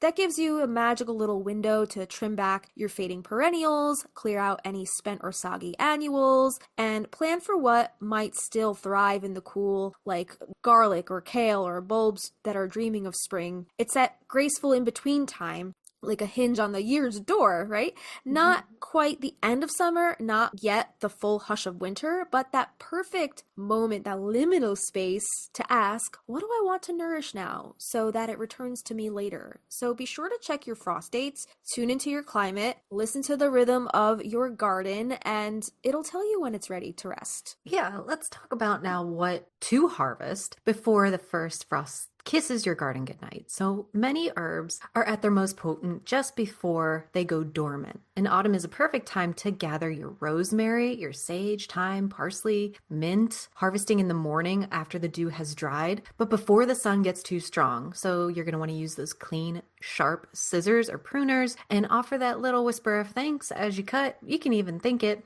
I'm going to be honest, my scissors and shears are very dirty and I just keep using them, but I know that can transfer disease. So Okay. if you have the option and the time and the motivation, give them a little clean. Hit them with some steel wool, scrub off any Okay. of the rust. Yeah, Uh, me and Avi have a few different pairs, different sizes for different things. Like if we're just like doing a little snip in our herb garden to use for culinary purposes, we have like a little mini little snipper. Cute. If we're doing deadheading or like anything a little with thicker stems, we'll use like a hand like a Yes. grippy one that you can really grip and get in there and shear everything. Yes. And we call them our snippety bippets. That's our name. Like, have you seen the snippety bippets? I love it. We're like going through drawers looking for them. Like that's the name we've given them. So they're the Yeah. snippety bippets around here. Try to use clean, snippety bippets. Yeah. Okay. Yep. Yeah. This is also the time you're gonna pull any root vegetables, carrots, beets, potatoes. So it depends on what area of the country you are in. Carrots are cool season here, at least. So earlier I planted them in the very late winter and they came up right before summer. And I just planted some now so that I can pick them right before the frost. But we'll talk about my garden a little later. But it really, there's so many cool apps out there now. Go check out our basics. We list, if you're a tech person like I am with my Aquarius moon, there's apps for planting and harvest dates and calendars. So use those. Okay. Yo, you went so Virgo on that shit. I am loving coding if I don't I have to do it. I don't know shit about coding, so I think what you're doing is fascinating. Like, I see a spreadsheet, love the organization, but I don't know how to do all that. I know you said you use ChatGPT to do it, but like I don't even know how to do that. But I think post that Marco that you sent me to our Patreon because I was just blown away about what you did to Thanks. make your garden easier to tend to, and it just like kind of takes all the guesswork out of it, which is really cool. Thank you. Yeah, I was debating on whether to do like a little walkthrough of what I do. I'm like, no, that's kind of boring. But dude, I don't Sure, know if I will. I'm sure people would love it though. The The other gardeners who day, listen in. we were out with friends just having a drink, and is adulting like you get to the point of like, hey, do you want to see a spreadsheet? And the other person's like, yeah, I do. Yeah, it's got to be the right crowd though. Like not Yeah. everybody would be like, "Yeah." Yeah. Some people would be like, "You need a life." I'm all about this spreadsheet, and I would be happy to share like Yeah. the main little calendar portion of it if that's what y'all want. Is that I guess whatever coding you use in ChatGPT, is that something you can share with people so they can use it in their own spreadsheets, or is it like a template that's already done that you can share that people can utilize? I have like the main garden, which has Okay. all of the plants alphabetized and the dates when you plant them and put them out. That was something I purchased. So, Okay. like that I can share. But then I have like different little sheets for the greenhouse, the raised beds, the cold frame. Like all the different plots have a different sheet. So Yeah. then I can know what's in each little area. That's Look at, so I have awesome. some like beaming talking about I'm sure Sally Owens would pat you the her going fuck on the back because she's like, "Yes, girl, can I borrow that spreadsheet, please?" Because we think she's a Virgo, right? We think she's a Yeah. Virgo, so I Yes. think she would appreciate that. So, but every garden's going to be different. Everyone's garden's going to be different. But it'll be over there. If there's interest in it, I'll Yeah, supply it. But cool. yeah, man. So again, depends on your region. Look at your frost dates. Your pantry is right at your feet here. Like winter squash and pumpkins. I'm going to get some butternut squash in the ground today. I Nice. never plant pumpkins early enough for the fall, unfortunately. Yeah. But during this time, they could be harvested before frost. Let them cure in a warm, dry place to toughen their skins. This helps them store a little better, a little longer. Plus, it feels witchy to have your pumpkins ripening right there on your kitchen table. Mm-hmm. And if you're lucky enough to have apples, pears, or late season berries, gather them up now, store them in a cool place, or preserve them through canning, drying, or baking into something decadent and sacred. I choose to freeze my berries, like early summer, all my blackberries and blueberries. I just freeze because then you can use them in smoothies or thaw them Throw 'em out. in. I was gonna say throw some in your wine like ice. Yes, exactly. Yeah, yeah, Like a yeah. All your spritzer. cocktails. Yeah. Then there's the aromatic allies like mugwort and Mm-hmm. sage, thyme, rosemary, lavender, lemon balm, mint. And beneath the soil, those earthy grounding roots, the dandelion, burdock, echinacea, comfrey. Right now, these herbs are their most potent, so gather them with care, snip in the morning after the dew dries, and always thank them for their little gift. And if you live in colder climates, now is the time to dig up dahlia bulbs. I know every year my mom has to dig up her bulbs. I'm gonna let mine sit for now because when you dig them Yeah. up, you gotta put them like in soil, make sure they're misted, and like keep kind of moist but not wet, and keep them in a dark place. They're a lot of work, but bless my I mom, she wants know to do it. nothing about dahlia. We got one from the garden center and planted it on the side. Do I have to dig the bulbs up? I didn't know that. Did you plant them this first time this year? Just a potted plant, but yeah. So it's I already established. It's already established. It's a potted plant. I would dig them up because Dig they're them so up. far north. And Yeah. then what do I do? What my mom did was the one she gave me, she had a cardboard box Mhm. filled with some soil, and she just put the roots directly in the soil. And every now and then, like over the winter, I would take all the bulbs out and soak them in a little bucket for about 5 minutes and then put them back in the soil and leave them for another couple weeks In the box. in the box, in the Okay, dock. interesting. I had no idea about that for dahlias. Yeah, I was like, oh, that looks pretty, but they're honestly, beautiful. yeah, Yeah. I'll probably just let it die. I don't know. I'm such a lazy gardener. I'm like, if it doesn't come back next You year, have it's like a not little worth it. outdoor shed. I do, but it's not like a cold frame. It's not very well insulated. That's okay. I'm wondering Okay. if you could put the pot in a box with like an old towel around it or something and Okay. just put it in the dark. All right. All You right. know, So keep then I it have to warm. dig up the plant, even if it's still like flowering right now. No, not right now, just before the frost. Okay. You don't have to dig it up. If it's in a pot, you can move. I would just Okay. move the whole pot. Well, we put it in the ground. We did put it in the Oh, ground. yeah, you gotta dig Yeah. those So up. we'll have to dig that up. Okay. Yeah. Good to Or know. I had no idea.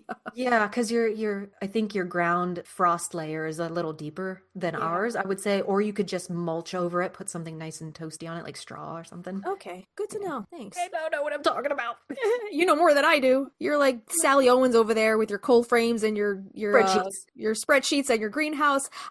I'm like I'm your typical suburban gardener. Like I don't have a lot of space. I plant what I like, where I have room. I don't have a lot of like we have a huge not oak tree, maple tree on our front yard, so like we get a lot of shade. And I think what's north facing, is that with the sun or is that with the That's shade? like the least amount of sun. Yeah, yeah. So we're north facing, so we don't get a lot of sun on the front of the house as it is. So it's tricky. It's tricky what we're actually able to plant. And the space that we do have that does get a lot of sun, like we try to take advantage of Yeah. that. Oh, yeah. I've seen your It's good. gardening and it looks beautiful. You guys do a lot of work. And you use a lot more stuff in the kitchen than I do. Like you use Yeah. your herbs a lot more than Yes. I do. Yeah, we do use our herbs, but unfortunately, the only thing I can use right now is the parsley. It's unfortunately the only thing that survived. And the time, Mm. and yeah, the thyme, I'll probably use a lot come, once the season starts getting a little cooler. I'll probably start making a lot more stews and soups. So I like Mhm. to use the thyme in my soups and stews and my chicken Yes. dishes. So I'm excited to use that before it dies out. Yeah. Yeah. So, what are some other things we can plant during this time? Pumpkins. Not many vegetables say fall like pumpkins do. I've planted them a couple times, and we usually planted them closer to the solstice, and Yes.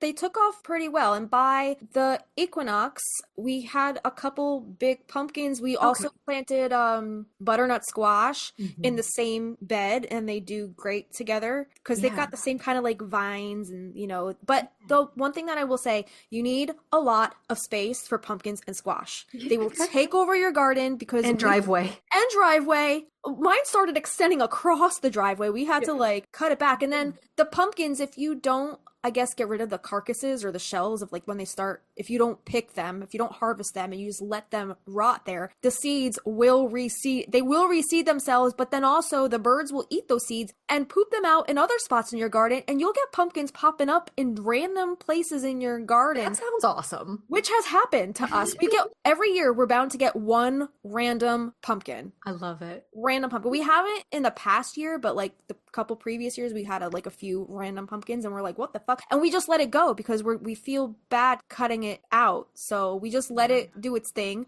harvest the pumpkin when it's ready, and then cut the vine when it's Yeah. spent. So Okay, so you can plant pumpkins during this time, but not if you're going to want them for Halloween. But say you want to right. make some pumpkin pie for Thanksgiving, or you want some seasoned seeds that you can bake in the oven, now's the time to do that. So, like it says here that the best varieties for eating have thicker flesh and thinner skin, like baby Pam and long pie. Pumpkins need room to roam, of course, as their vines can reach up to 30 feet and they can be grown on trellises to gain more square footage. They're ginormous. And Yeah. then also, if you're gonna make pumpkin pie, that's a different type of pumpkin. You want to use those small sugar pumpkins. Ooh. It's a whole different kind of pumpkin you need for pie. But for like anything else, like yeah, you could probably get away with using just a regular pumpkin. Yeah. Also, you can do some winter squash you can put in the ground right now. So, like acorn squash, spaghetti, butternut. Oh, I love butternut squash. Hmm. Buttercup and Hubbard squashes, they're best started indoors, it says, as seeds and put out midsummer like pumpkins. I'm starting my butternut right now because I think it'll be done before the frost. You can grow these on trellises. They like to climb as well. It's also very pretty. Yeah. Beets,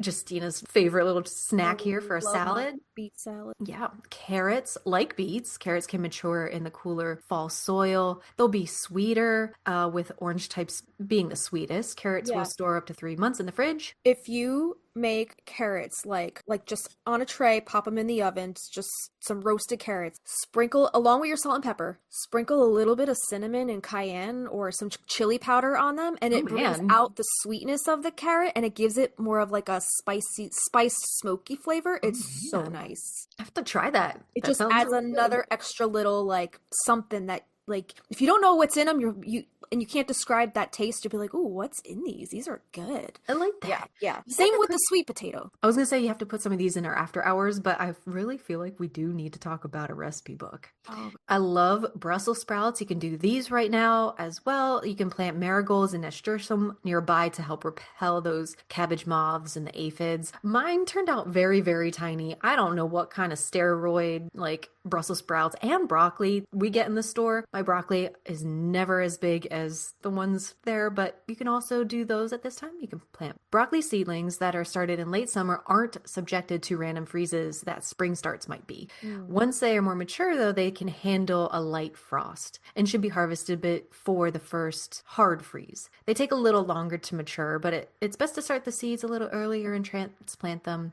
midsummer. Potatoes, they're fast growing. Avoid planting in beds where there are other nightshades, though, such as tomatoes, peppers, eggplants, and other potatoes. Try to keep your varieties separated. Also avoid planting next to cucumbers, pumpkins, and squash. There's lots of good apps out there that say companion plants and combative plants. So make sure you just know what you're planting with what. Yeah, I heard planting tomatoes and basil next to each other, like they like each other. So I feel like anything you would put in a pasta, like all of my peppers, I have my oregano planted with the peppers, the thyme, the sage. oh my God. Everything's kind of cohabitated. My basil, I planted all out there together. I Like love that's the how I find a idea of, family. okay, my Italian ass loves the idea of a pasta garden. It's a pasta garden, right? Or a I salsa like garden, I right? like that. Yeah, definitely. Yeah, you can do cauliflower, arugula, bush beans right now. This is cucumbers. I guess if you've already planted them in the spring, you still have a little time to do some more cucumbers. You know, I am loving arugula right now. Oh, yeah. Like, I mean, I've always liked it, but for some reason, every time I go to like Trader Joe's or like wherever, I'll just like get a little container of arugula. I don't even need to put dressing on it. I just put a little on my plate like a little rabbit. I'll eat it dry. It's that like it's got like a peppery taste that I can't describe. I can see And it. if I'm gonna put some kind of dressing on it, I'll make like a little like lemon honey vinaigrette and I'll put that over it. And it's just so like summery and refreshing. I love it with like anything. I'll eat it on bread with little prosciutto and mozzarella, or I'll put it on the side like next to like a fish or some kind of like seafood. You're It's making just me so hungry. I've also put in the ground right now some lettuce. Spinach takes a little longer. You can do parsnips, which I've never had parsnips. Have you? same. No. No. Peas down here, at least in the South, you can start putting snap peas, even black-eyed peas in the ground. At least that's what I did as an experiment. And I'm using Don't the put Fergie in the ground.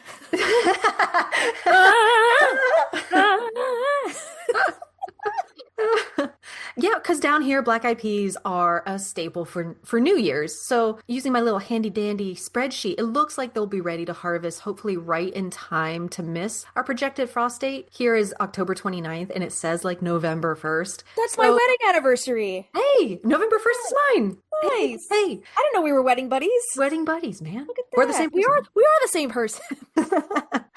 Yeah. The snap peas, the sugar snap peas. I love those dehydrated ones you can get in the store that are seasoned. I'm like, that can't be that hard. Yeah. It can't be that hard. So that's why I'm growing those this year. Those need a little support. They'll need a little trellis. The black-eyed peas, not so much. I did make like a little wigwam kind of thing. We'll talk about some supports later on. Cool. You can also do radishes, spinach. Again, this will take a little bit longer. Zucchini and yellow squash right now. Love that in a stir fry, love right? Yes. I like frying it, like fritters. So good. Yeah. So those are just some things you can plant right now in your garden. Yeah. So snowballing off of all the seed talk and knowing what to plant and when, one thing that's really good to do once your plants start going to seed is I like to collect those seeds so then you can replant them the following year, especially if you have a lot of annuals. You could probably stretch their life even longer in your garden without having to repurchase them from your local garden center just by harvesting the seeds. So some common annual herbs that complete their life cycle in one season and are typically replanted each year include basil, cilantro, dill, marjoram, summer savory, chervil, nasturtiums, snapdragons, and sunflowers, just to name a few. I think even marigolds might be annuals. You buy one marigold plant, you have marigolds for life if you collect those seeds. Right, yeah. So while some, like dill, are technically biennials or short-lived perennials, they are grown as annuals because they don't survive frost or are harvested within a single year. Many annuals also self-seed, meaning they drop seeds that can sprout on their own the following season, such as chamomile or, how do you say this, borage? Borage? porch. The best time to harvest seeds from annual herbs is when when the seed pods or heads turn from green to brown or gray, but before they naturally burst open or shatter. Allow the flowers to fully develop and form seeds, typically in late summer or early fall, and then harvest on a dry, still morning after any dew has evaporated because you don't want any water or mildew, you know? My marigold seeds, because I pull those, that is the most satisfying thing, pulling the Yeah. marigold seeds out. They're blooming. Like the Are dry little they? heads have tiny little green shoots Oh, coming out of them. I'm like, wow. y'all are confused. So I'm just putting them in the ground. Y'all are confused.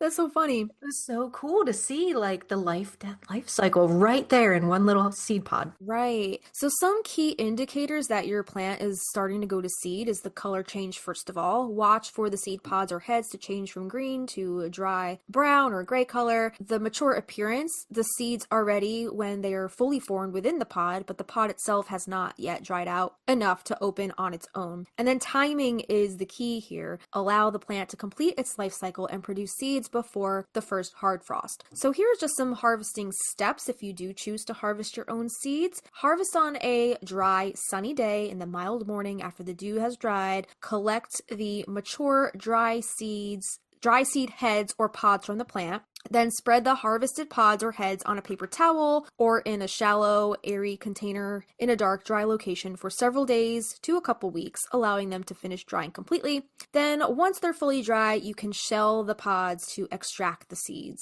And then, lastly, for storage, you want to store them in a clean, airtight container in a cool, dark place for future planting. The only thing I'll say is the holy basil that I showed our Discord right now, that will reseed itself. I'm really positive it's part of the mint family because that shit just takes over, but the pollinators love it. And what I do is I'll cut it down like 2/3 twice a year, and I'll tie it together. I'll tie the ends together, stick it in a grocery bag upside down, and just tie the bag and hang it somewhere. So then all the seeds will drop into the bag. Oh, wow. Boom, like less work, Right, and then exactly. scatter them wherever you want. And That's you so can do that cool. probably for catnip, mint, anything else like that, flowers like that. Right. Yeah, I like how like some plants have their, different extracting methods for the seeds. The seed harvesting process, it does differ significantly among annuals, primarily based on whether the plant produces wet or dry fruit. Different methods are also required depending on the seed's size and its placement on the plant and how easily it can be dispersed.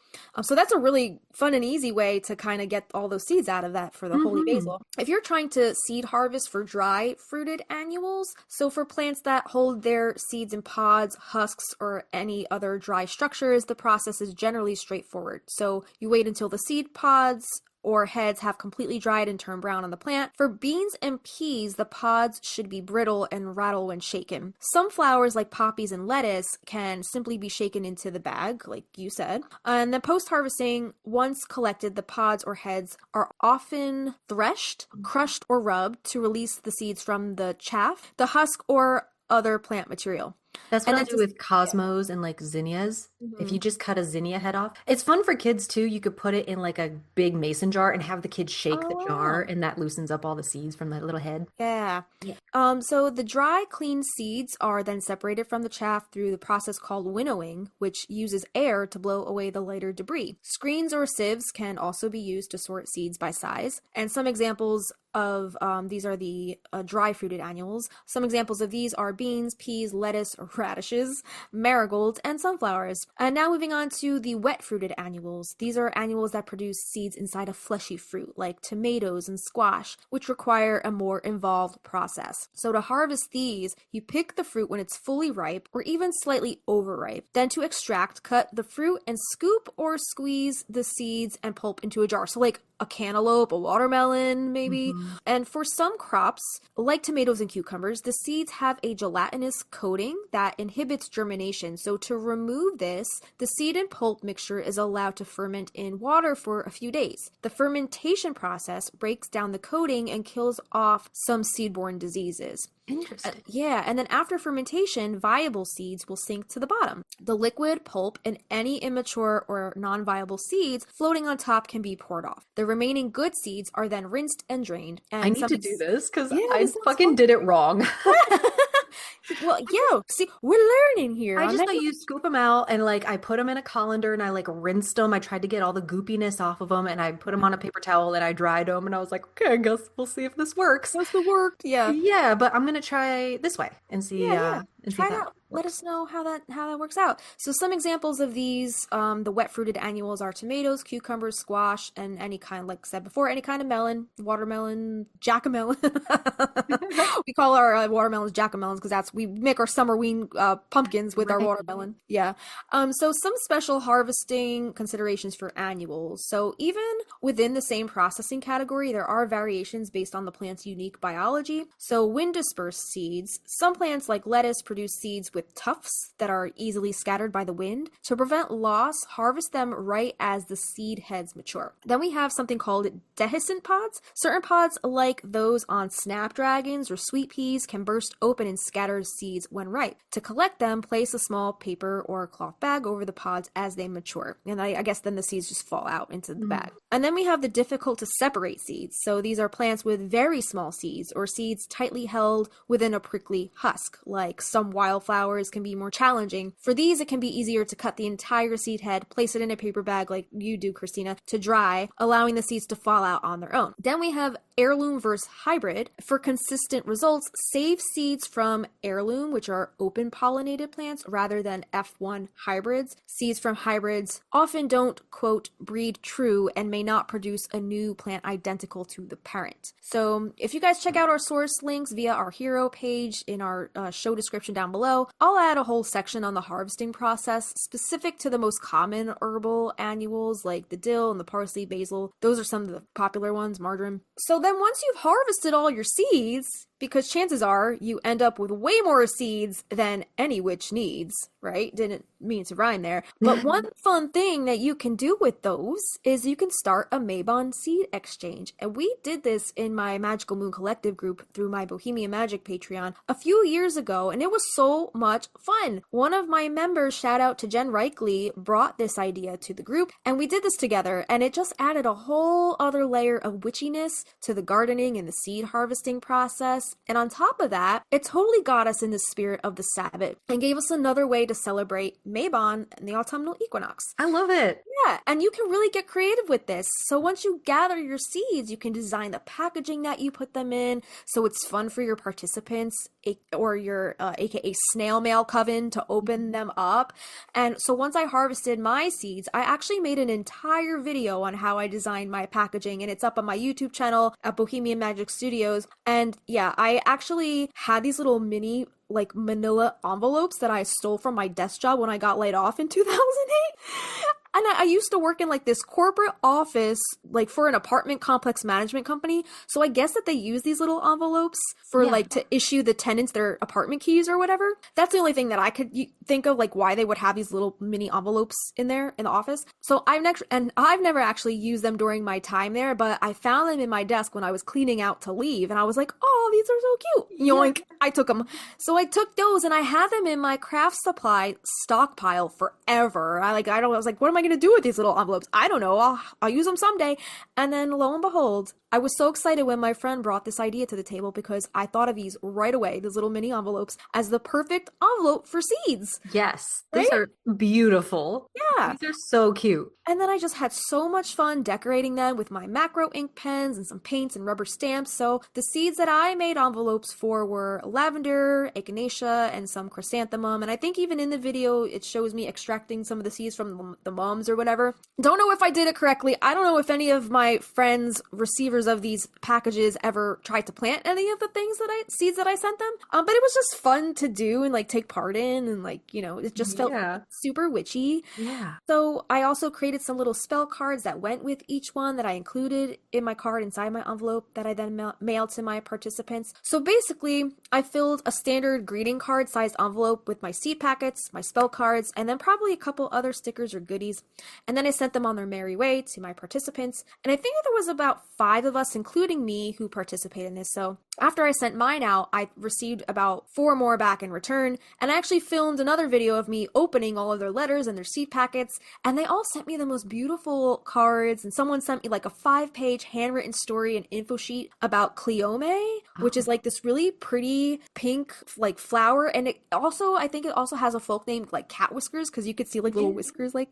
So she gave me a whole packet of seeds to plant these along with like a handwritten story about this plant. So it was just so much fun. So I will include my Mabon seed envelope opening in our hero source links if you guys want to see that as well, and if you're interested to see what my participants sent me. And one other thing that I want to mention is that after we all received each other's seed packet offerings, that following full moon, I hosted our monthly virtual full moon tea party where we held a seed blessing ceremony ritual. And now this was a few years ago, and the session was obviously not recorded as these tea parties are private, and so I don't really remember the exact blessing that was shared. I think my friend Jen actually led the blessing, but if anyone would like to have their own seed exchange and host their own blessing with their own little witchy coven, I would like to provide one for you right here, and I can also add this to our after hours post on Patreon if anybody would like to utilize it. So I love this so much. Yeah, so this is the seed exchange blessing ritual. So first you're going to, obviously you want to have your seeds that you've received from your friends, and you want to open your circle, begin by, and you could do this virtually, right? We did this virtually, but we did not do this in person. A lot of my witchy friends are like across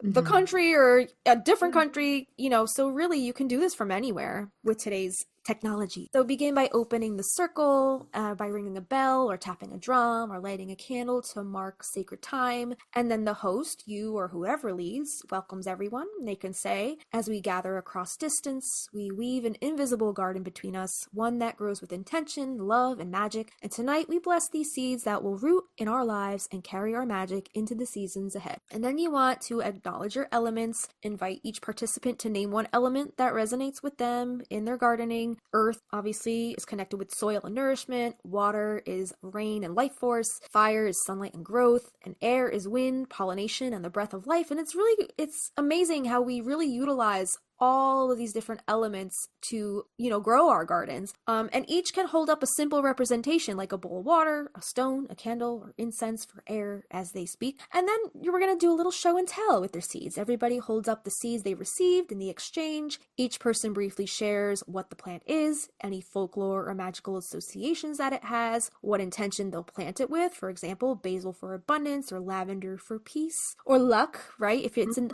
Owen's garden. And then now you're going to do their blessing. So everyone places their packet or jar of seeds before them. The host leads a guided blessing, saying, "May these seeds carry the wisdom of the earth, the flow of water, the fire of the sun, and the breath of the wind. May they sprout with abundance, and may their roots tie us together in friendship and magic." And the next thing is optional. Everyone can breathe gently over their seeds, like exhaling their intention onto them, or sprinkle a pinch of salt, earth, or herbs over them. And then lastly, if possible, each person has a small dish of soil, a pot, or even a cup. Each plants a few seeds during the ritual while saying aloud a simple affirmation like, "As I plant, so may it grow." You can invite participants to hold up a string, a ribbon, or a thread, and together everyone ties a knot while silently affirming connection. Or if you'd like, you can mail out pre-cut ribbons with the seeds so everybody has the same color to tie. If you're doing an Owen's garden, maybe a blue ribbon, a lovely symbolic gesture of unity. And then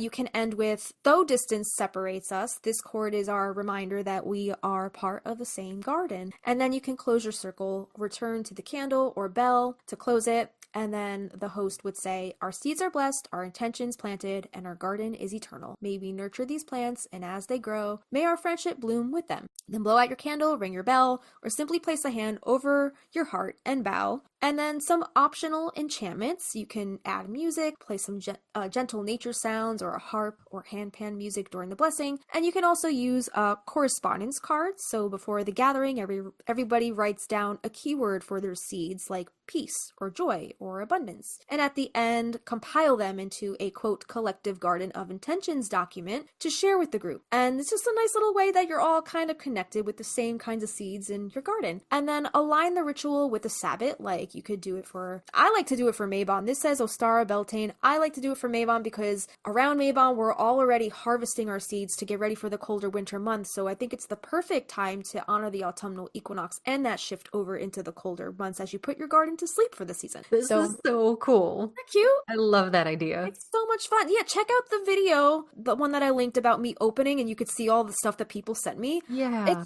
It's so much fun to do something like that with your witchy friends across the pond or across the country. Next year, we'll organize our own. Yeah. This year is a little probably last minute, but yeah, it would be something fun to do. I love that so much. This is really sweet. So you'll include this in our Patreon? Definitely. Patreon.com/Magnolia Street Podcast. Yeah. You are sporting the Jillian nails in this video. What's it, opalescent purple or whatever? Yeah, girl. Yeah.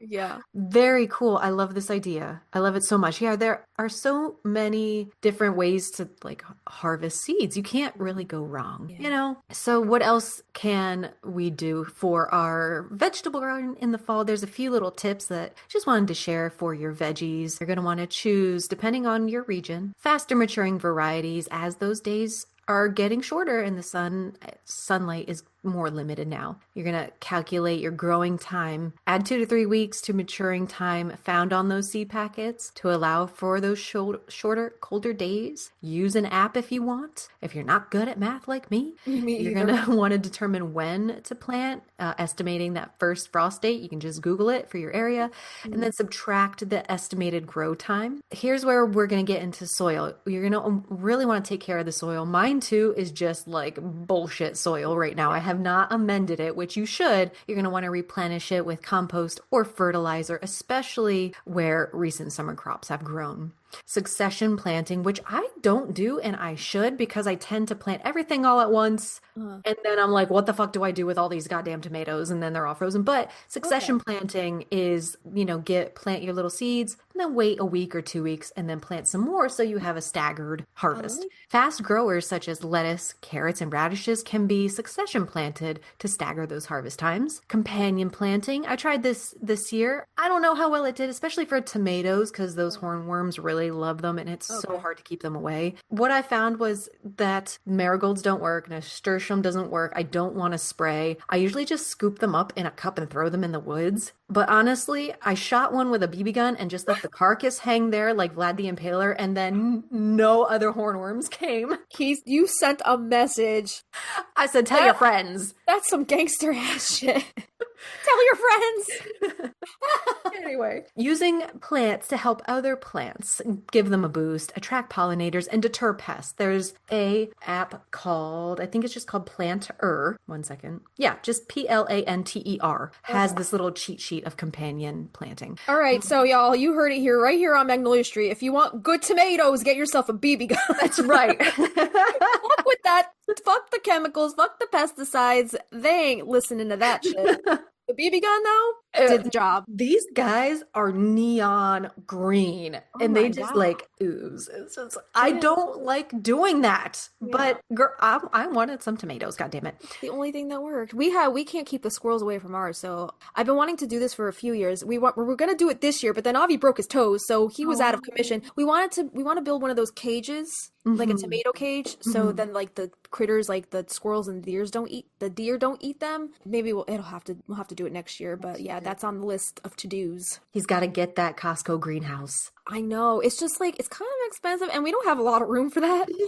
So you can set it as a multifunctional room, girl. Like you sell it as like, okay, it's going to be a potting shed. It's going to be a craft room. It's going to be a fucking dinner, put a dinner table, a she shed. Yeah. Have dinner out there. I like that. That's cute. Yeah. maybe I'll be able to schmooze him enough to get me one of those, but I know. They're kind of special. Also add some mulch. This will help protect your plants from the late summer heat. It'll insulate. It'll keep the soil moist and it'll also protect them from frost. You can use chopped up leaves. You can use straw. Make sure if you're looking for straw, you're not getting hay, which will reseed itself. And also if you do live rurally and you have farmers that will cut their fields down, just they let their fields grow wild and cut them down and bale them. Usually that's for feed for animals. That will also seed, which I found out the hard way. So when you're going to the store, just look for straight up straw. Some of Okay. it will have little seed heads in it. I try to pick those out, but you're never going to get it all. Or you can just use the mulch from the store as well. So herbs to grow for fall, you could do the cilantro right now, dill, basil, parsley. Chives are still popping out here. Thyme, rosemary, sage, oregano, mint, and nasturtium.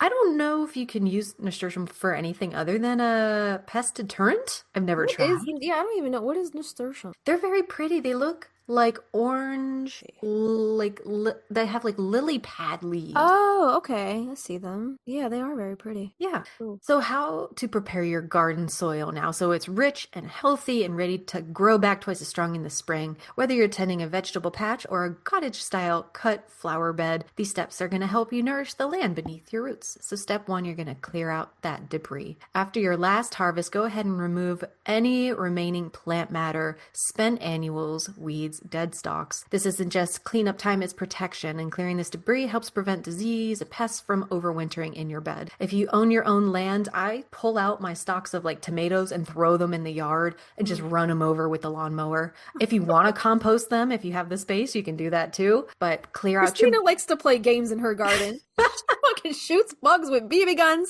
She's running over her tomatoes with her tractor. What else do you do out there in the sticks? Because I don't know about all that in this suburban life. I'll have to write a book about it. Fucking My little cheat sheet. hysterical. You Christina's crack me garden up. cheat sheet. Okay, go ahead.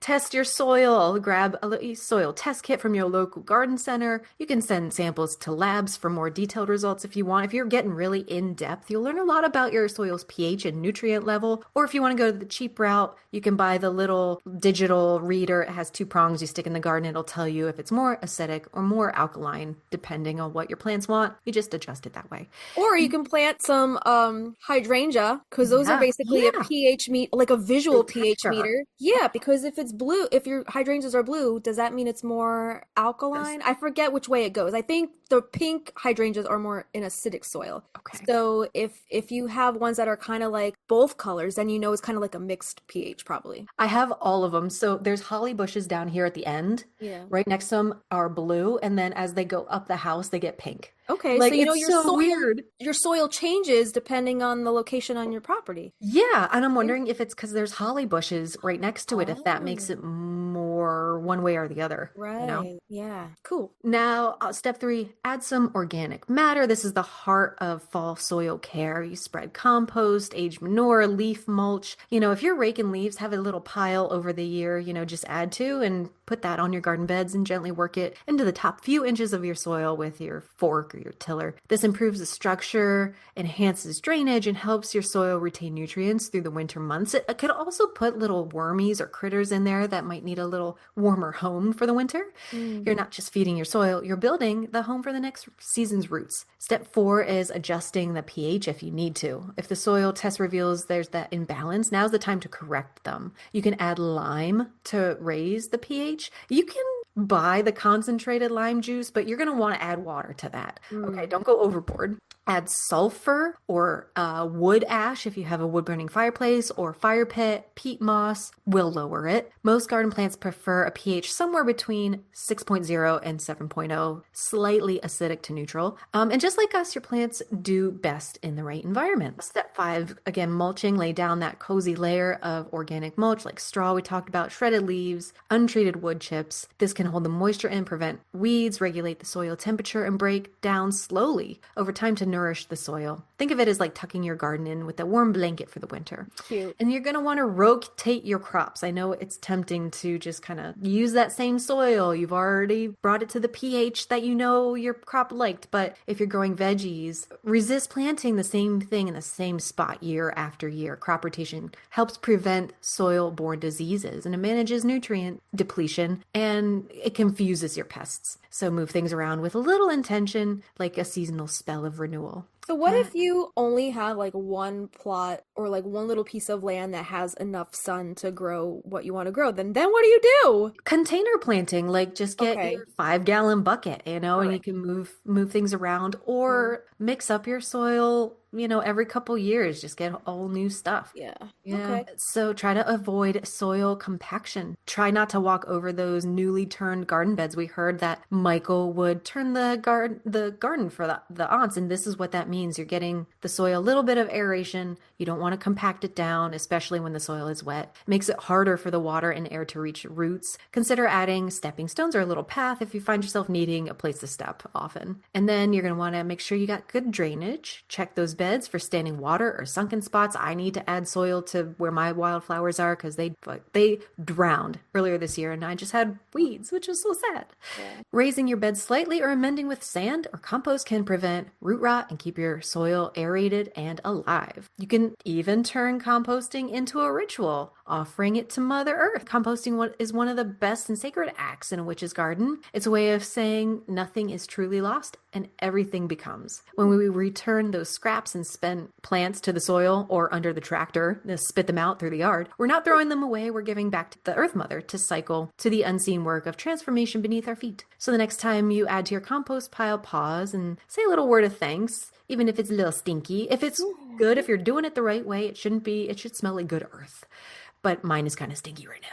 Breathe that intention into a banana peel if you want. A banana A tree banana tree? or a bundle or the bundle of basil stems. And you could say, may this feed the soil. May the soil feed the seeds. And may the seeds feed the soul. Because compost is more than rot, it's rebirth. And in the quiet pile of decay, the future's already beginning to stir. Yeah. Do you think Sally and Jillian, I mean, let's just be honest, they took composting to a whole other level when they dumped the body in there. Yes, I'm sure that's why the roses sprung up out of season, because the earth just loved that shit. that is so right. Yeah. What you got So in there, dead body? I'm Yeah. wondering if they said a little blessing after they buried. Please don't arrest us. Yeah, Don't yeah, let us yeah. get arrested. Oh my god. Yeah. Before we jump into the witchcraft and some legend and lore, let's touch a little on the apiaries and what beekeepers have to do to prepare their bees for the cool seasons because, as we know, the Owens do have their own hives. So, late summer and early fall beekeeping duties. Again, if you guys, we might have touched a little bit on this in our bee episode, so definitely check that out. So by late summer and early fall, you're officially done trying to prevent swarming. At this point, you removed any honey supers you don't intend to harvest. Now it's time to start preparing your hive for the winter. So number one, you want to treat for mites, and this is the most important task. Winter bees, the ones that will care for the hive through the cold months, are beginning to develop. These bees have a slightly higher fat reserve and must be completely free of mites during development. Mites primarily attach to brood and not adult bees. Around 90% of mites in a hive are on the baby bees developing in the cells, not on the adults. That's why it's crucial to treat for mites right after your final summer honey harvest. Do not use oxalic acid at this stage. It won't reach the mites in the capped brood. Instead, opt for a mid-treatment that lasts 6 weeks, or use a method that penetrates the brood cells. Make sure the treatment addresses mites in the room and those on adult bees. Next, you're going to want to feed sugar syrup. Late summer is a good time to help your bees build up extra honey reserves. Even if goldenrod is blooming and they're foraging well, supplementing with sugar syrup ensures they'll have enough to make it through the winter. And then you want to prepare for the cooler weather. Once temperatures drop below 65 degrees Fahrenheit, clustering begins, and that's when your winter prep kicks into high gear. So here's what to do. Insulate the hive properly to maintain warmth. Provide ventilation to prevent moisture buildup and condensation, and then ensure low light levels inside the hive, which help the bees stay calm. And then confirm that you have adequate food stores, whether it's their own honey or sugar syrup, and that it's placed close to the brood nest. So some beekeeping tasks in the fall to early winter is once it starts to get below 70 degrees Fahrenheit in the daytime, you want to prepare your hive for the winter. Put an entrance reducer on the hive, take out the empty frames, and take out the sugar water feed once it's below 65 degrees Fahrenheit. You cannot leave sugar syrup in the hive over the winter. The moisture will evaporate and cause condensation in the hive, and that can kill your bees. So before you close up the hive for the winter, do one last mite treatment with oxalic acid. The OA is very effective at killing mites on the adult bees, and it just requires one application with a vaporizer. And why? Because during fall, especially when flowers become scarce, bees start robbing other hives. Strong hives get hit the hardest, and neighboring bees drop their mites during the robbery. As a result, your best hive might end up with the highest mite. That's why even robust colonies can fail over the winter. A final treatment now will kill any remaining mites and help ensure that your bees have a strong, healthy start to winter. And that's all from beekeepingmadesimple.com. A lot of our neighbors keep bees, and I did ask Andrea, the woman who gave us the tequila. All She right. also gifted me a cool little like witchy box the other day. She left Oh, it on my porch. She's a beekeeper. She's like a fifth generation apiary, wow. and it's super impressive. So I did ask her for any little witchy tips, tricks. I might include in our next one if we ever do talk about like the winter months, because I think she has more on that. But she said that bees can get bee drunk, because I was like, oh, what do bees like to pollinate off of? I was like, oh, catnip. And she was like, I think get bee drunk off of that and then they die. I'm like, what? This is the shit we Whoa. need to know. Yeah. Yeah. No, didn't know that. Yeah. Interesting. Very interesting. So moving on to planning your autumn witch's garden. So this is how you can create some more magic in your garden. You can create a little bug hotel from old stems and reeds so they have somewhere toasty for the winter, kind of like a birdhouse but for bugs, right? So you'll need some sticks, 3 sturdy sticks or garden canes about 3 to 5 feet long, some twine, rope, or wire to tie them together, and then some hollow stems, reeds, or dried flower stalks, bamboo canes, or rolled up cardboard, and then some extra dry materials like pine cones, bark, or dry leaves, and then a small patch of ground in a sheltered sunny spot. So first you want to make your frame. So push the ends of the 3 sticks into the soil to form a tripod. Tie the tops together securely with twine or rope so they don't shift. Now you're going to add your, quote, rooms for your bugs. Stuff the frame with hollow stems, reeds, bamboo, and other materials, and pack them tightly so they won't blow away but still have gaps for insects to crawl inside. Then you're going to add your variety of pine cones, bits of bark, dry leaves to give different insects their preferred hideout. And choose a good location. Place your bug hotel in a sunny, sheltered spot, protected from heavy rain. Near flowers or shrubs is ideal so pollinators have food nearby. And then leave it be. Avoid disturbing it through the winter and early spring. This is when insects are hibernating or nesting. So replace any rotted or moldy materials once a year. And in that vein, and flowers that have died and dried in your bed, you can leave them just as they are through the winter. For those regions who get snow, it adds more visual interest and variety to see snow-laden flower heads than bare ground. This can also encourage those seeds that need cold stratification. But if you're like me and you can't keep your nose out of things, you can drive some tall sticks into that area, say your wildflower bed, cut the flower stalks down and then tie them together, hang them upside down right where they are so that the seeds drop away into the soil for next year. It also makes your garden look very Baba Yaga to have Ooh, these like hanging bundles of flowers. I So love that. yeah, you can just plant them or hang them right there in your garden. Very cute. Yeah, you can also plant garlic during the waning moon for protection and renewal, and then make your moon water to bless your soil before the frost. So here's some magical preparations you can do for the darker half of the year. First, you can dry, bundle, and store. Here's some tips for that. Bundle herbs loosely with twine and hang them upside down in a cool, dark, well-ventilated space, or you can pop them in the freezer. You can also use them to infuse oils, make herb butters, vinegars, tinctures for winter magic. There's so much you can do. I You can know. also lay them on a flat screen or use a dehydrator if you're short on time. And then once they're dry, you can store them in labeled glass jars away from direct light and think of them as your winter apothecary. And some ways that you can use your harvest, you can make smoke bundles for cleansing and ritual work, like with cedar and pine. You can use this for an energy clearing wand with marigolds and apple slices. That sounds wonderful. Hmm. Make a muxty bustion with a mugwort wand, mugwort, sage, thyme, rosemary, lavender, lemon balm, and mint. That all sounds so amazing. There's so much you could do. I love those little those cleansing wands with like the rose petals and like So pretty. they are so pretty. I feel so bad burning them though because they're too I pretty, know. right? Yeah. Right. Then you can infuse oils to soothe winter skin or use salves and anointing. You can make tinctures and teas to support your body and spirit through the colder months. Echinacea is great for that. Also, if anybody has an elderberry bush, you can, harvest some of those, make some Yeah. syrup, Yep. right? Mm-hmm. And then dream pillows or protective sachets tucked beneath your pillow or hung by the door. And then saving seeds with intention, label it with sigils or blessings. Or if you have those little manila mini envelopes like I have, you can, do your own artwork on them with your favorite herbs and keep your seeds stored in there. And then plant bulbs for spring. You could do a literal spell for future growth, setting your intentions for your quote inner garden during the cold months. And then here's a little bit of a witchy tip. Write down what you're releasing on bay leaves. Burn safely, outside preferably, and scatter the ashes in your garden because that ash is like probably rich in nutrients, right? Yeah. So add that to your soil. And yeah, autumn is more than just action. It's ceremony. It's magic that lives in the rhythm of your work. And these ritual practices can really help deepen your connection. I feel like doing those little things for me is like what makes me feel connected to that season is Totally. like, right, doing the acts, these small little acts. Um, and then honor your harvest. As you harvest, take a pause and say a simple thank you, or light a candle, or pour a little cider into the soil as an offering. Like, here's one. What does the Mhm. Dr. Evil say? One for my homies, One for the homies. one for the homies.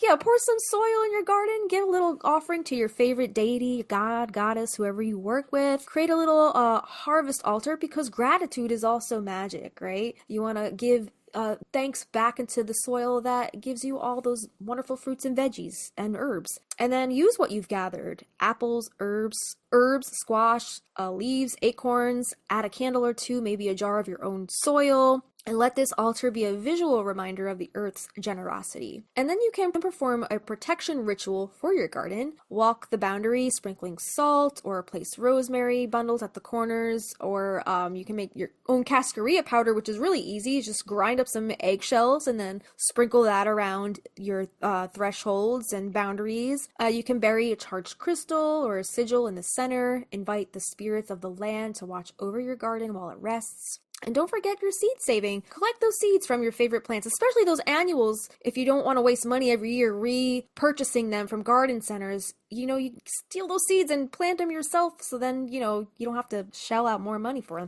them. So dry them, bless them with intention, and store them safely. Tiny little spells waiting to be cast when the spring returns. You can create a small little altar outdoor or indoor with typical fall stuff: acorns, fallen leaves, small gourds or squash, bundle herbs, dried corn husks, seeds, a candle for your harvest flame, and then offer your gratitude for the garden's gifts. And you can incorporate crystals like smoky quartz, carnelian, and moss agate are the ones listed here, but use any of the ones that call to you for the season of Mabon. And here's a little Year of Ritual by Sandra Kynes. She was the author of that sea magic book that I was telling That's you. right. Yeah, I picked up this book and I was like, oh, that I know this woman. Nice. Yeah, so I didn't know she made did she make a autumn book too? It is a Oh, okay. whole year. Okay. It has the Sabbats, aspects, but also the moons for the month. So this is where I Ooh. pulled the September moon harvest from. Ooh, I'll have to check that out. So, yeah, this is the September Harvest Moon, A Year of Ritual by Sandra Kynes. And Sandra says September lies within the Celtic month of vine, a time when fruits and vegetables that grow on vines are harvested. The vine symbolizes twisting paths, life's turns and challenges, the proactive energy needed to navigate them. And some other names for the September moon are grain moon, fruit moon, and the green corn moon. And in the Celtic tree calendar, September 1st is associated with hazel, which is all about creativity and the ability to find truth. Then September 2nd through 29th is the vine, associated with unstoppable energy, learning, and the making changes in our lives. And September 30th is ivy, a symbol of transformation, healing, and love. Some themes are all about celebrating the harvest, acknowledging this time of abundance as a time for spirituality, and gathering and taking time for sharing. For preparation for this ritual, you will need 6 candles for the altar, a bowl of acorns,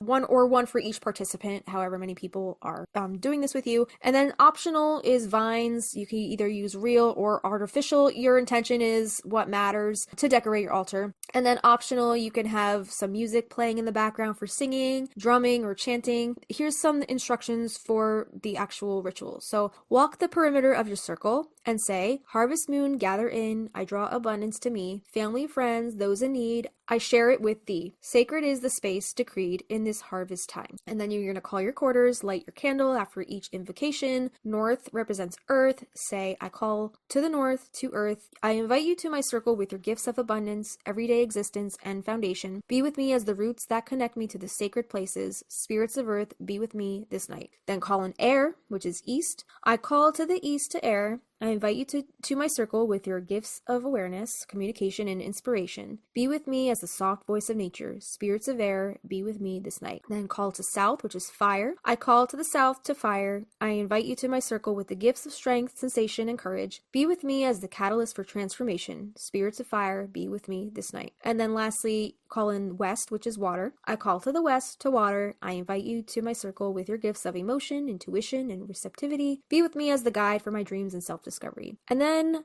so as you walk, I guess kind of just keep this in mind that summer. This is like to be said as you're walking, Okay. doing the ritual. That summer is over, yet so many afternoons are still warm, and while the nights become chilly, winter's threat is not yet real. Our ancestors would be busy with harvest right now, right? But for better or for worse, we are removed from it. Most of us do not have to engage in heavy labor of harvest, but the trade-off is that most of us no longer live that close to the land. So we should consider this time and the conveniences of our modern lives as a gift that we share together in this time and ritual. Nature also has many gifts to offer, and tonight we combine these with ours. Acorn is a tiny thing that holds great promise for the future. From something so small comes something great. It offers strength and endurance tonight. These acorns will be symbolic of the gifts we offer to the world. So cup the acorns between your palms, let your thoughts and energies flow into them as you think of what you wish for. And for others, you may wish someone the gift of good health, or maybe the gift of your friendship. You may wish that person receive the strength to deal with challenges in his or her life. So walk around your altar 3 times, and then one by one, place the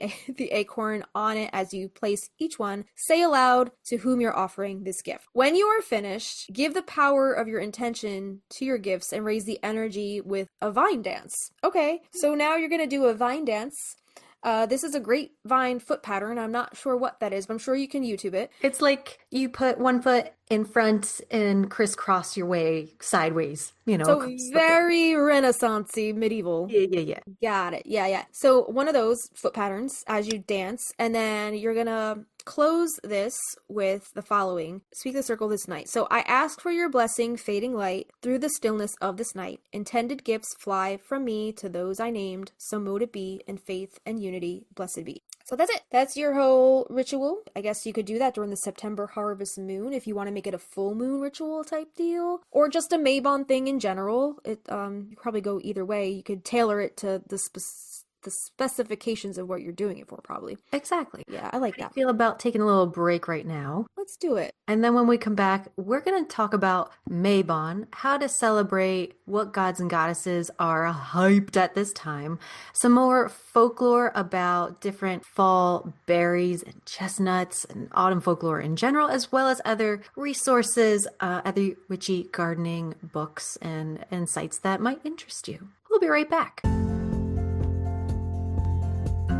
Hey, little witches! The Steen is here. If you've been listening to our podcast for a while, you would know how much we love using the Practical Magic Inner Witch Oracle deck by Grounded by the Moon. And now we want to share the magic of Grounded by the Moon with you, our listeners. Joseph Benitez Egerton, the creator behind Grounded by the Moon, would like to offer this very special 10% off discount to all who wish to experience the magic of his Practical Magic themed tarot and oracle decks. But that's not all. He also creates other divination tools like tarot workbooks, deck bags and altar cloths, pendulum kits, oil blends, cleansing sprays, smoke wands, teas, and ritual kits. And let's not forget about his custom handcrafted all-natural soy candles, where every candle is hand-poured and personally infused and charged under the light of the moon. They even come with a crystal.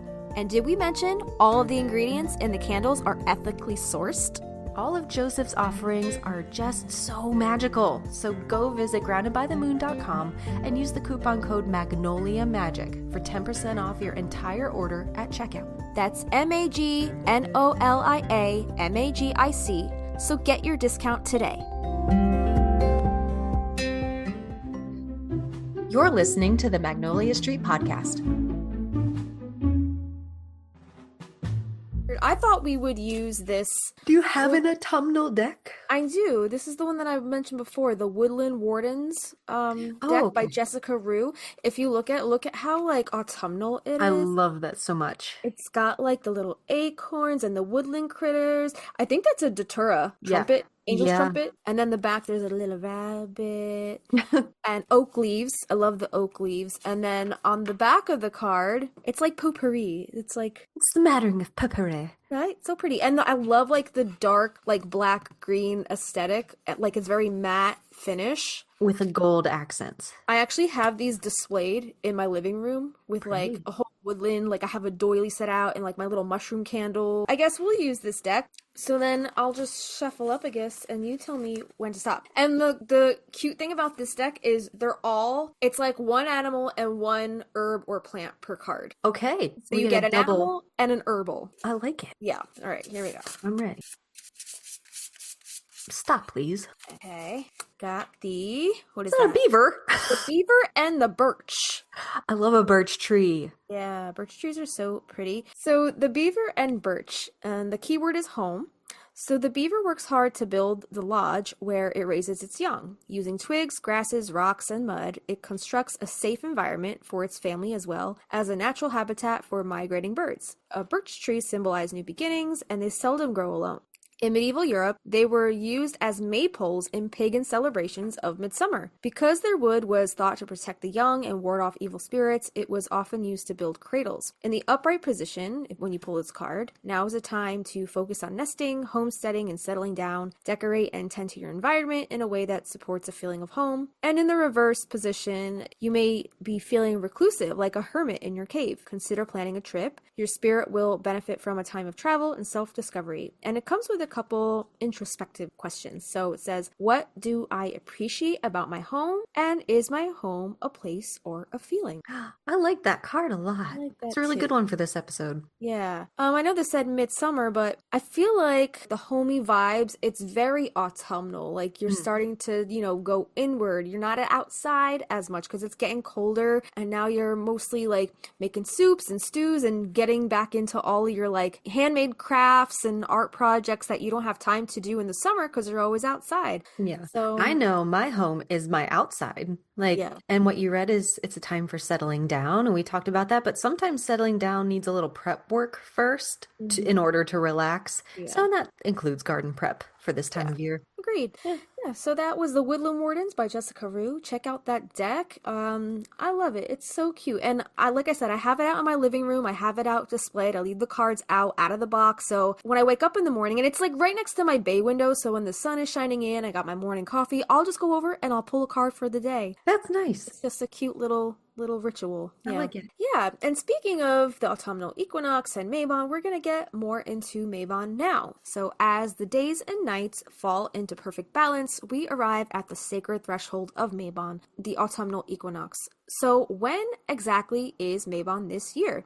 So it usually falls between September 21st and 23rd in the northern hemisphere, and it's that sacred moment when day and night come into perfect balance, just for a breath before the darkness begins to tip the scales toward winter. So in 2025, Mabon is expected to fall on Monday, September 22nd. That's the astronomical equinox, the point where the sun crosses the celestial equator and we stand on the threshold of equal light and darkness. And of course, if you're planning rituals or gatherings, it's always a good idea to double check with the astronomical calendar for your time zone or consult your local pagan or Wiccan community. Some covens mark the exact moment of the equinox, others simply celebrate on the weekend closest to the date. And like I always say, get it in when you can, right? If you can't celebrate on the day or on the exact point of time when the moon is hitting the, axis on the double equator, whatever the fuck it is, it's like just do it when you feel called to, when you have the time, when it's convenient for you. Don't stress about Stretch it. it out if you want. Stretch it to the next Exactly.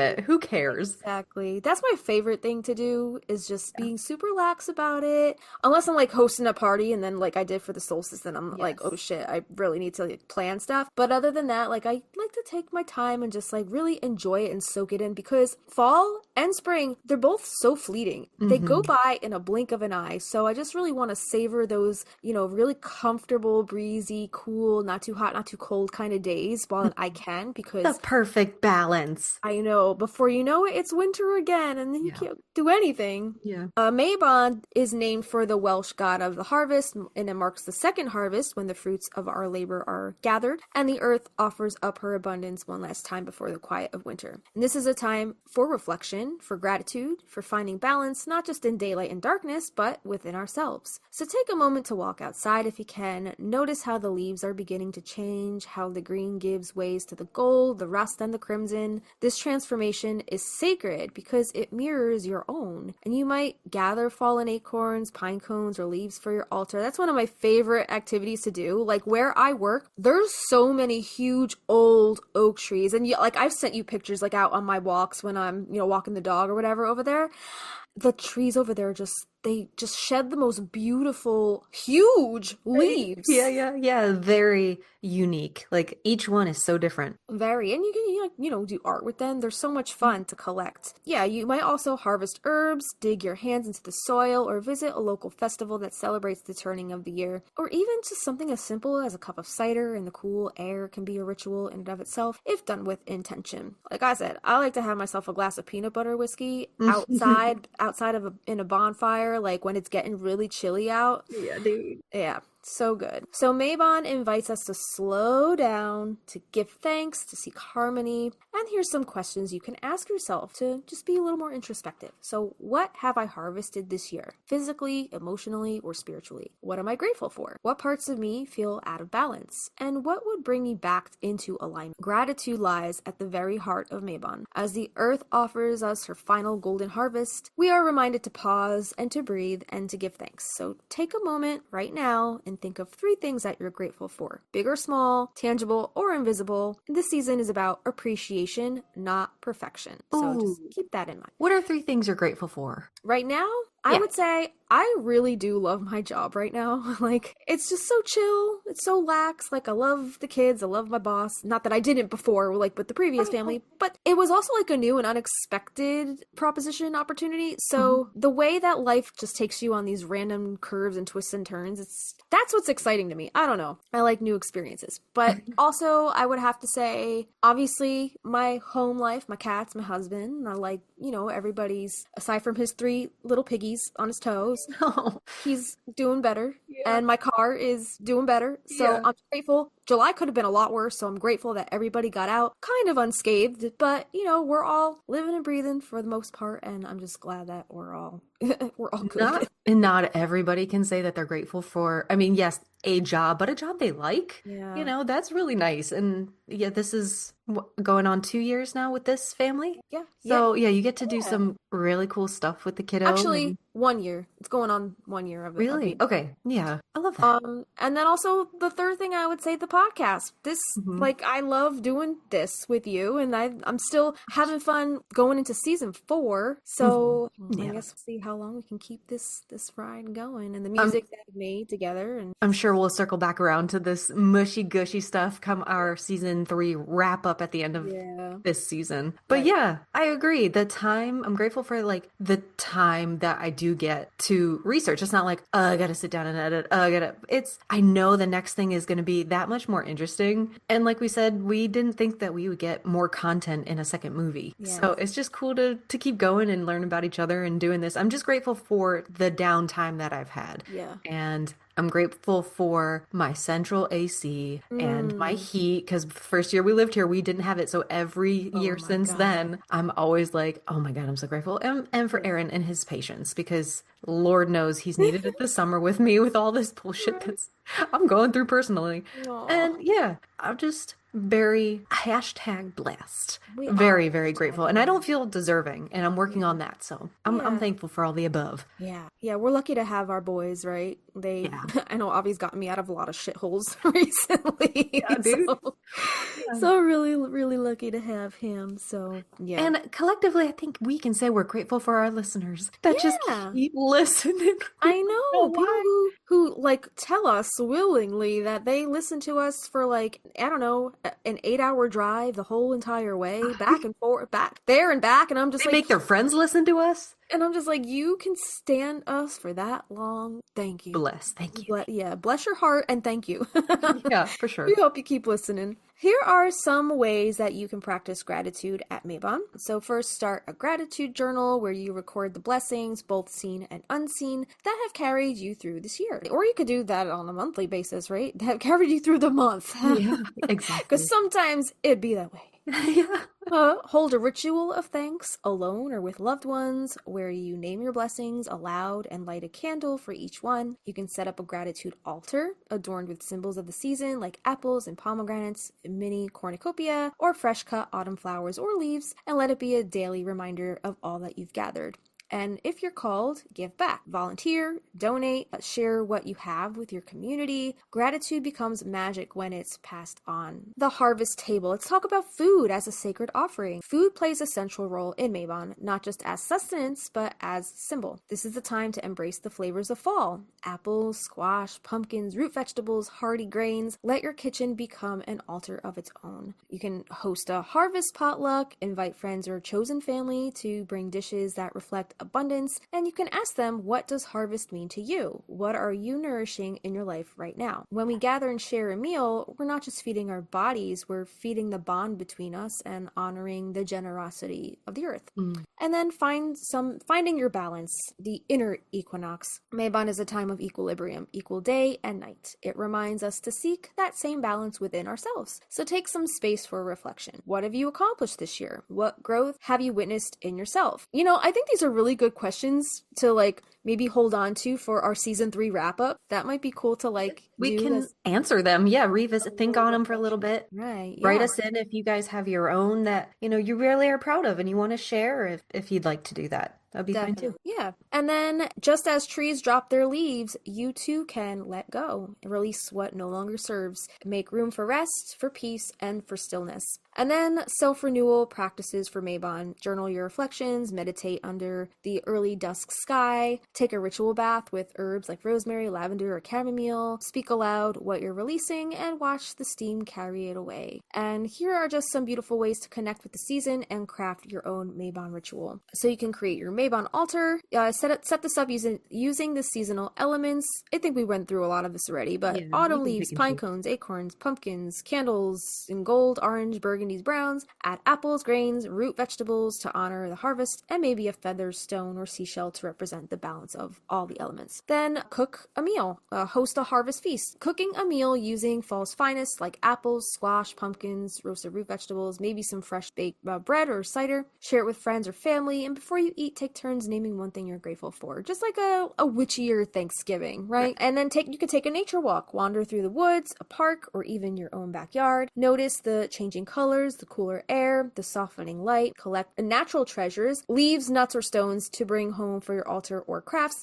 and let the land speak to you. Or if you want to, make it a little more fun, like you can make an adventure out of it. You can add the element of geocaching There you into it. go. That's my latest There discovery. it is. It's so much fun. So instead of like going to like the dollar store and like stocking up on, I don't know, plastic tchotchkes, you can walk around nature, like look for like cute little pine cones or stones, cool looking Mhm. rocks, and you can use those as your geocaching trinkets. Yeah. Yeah, and it just adds another fun sense of adventure because you're kind of like on a scavenger hunt too. A nature hunt. Yeah. Yeah. So then you can perform a simple ritual, light a candle, center yourself, say a few words of gratitude for the abundance in your life. You might place your hands on the earth, toss a leaf into a fire, or whisper a prayer into the wind. This is the time to honor balance and welcome the shift inward.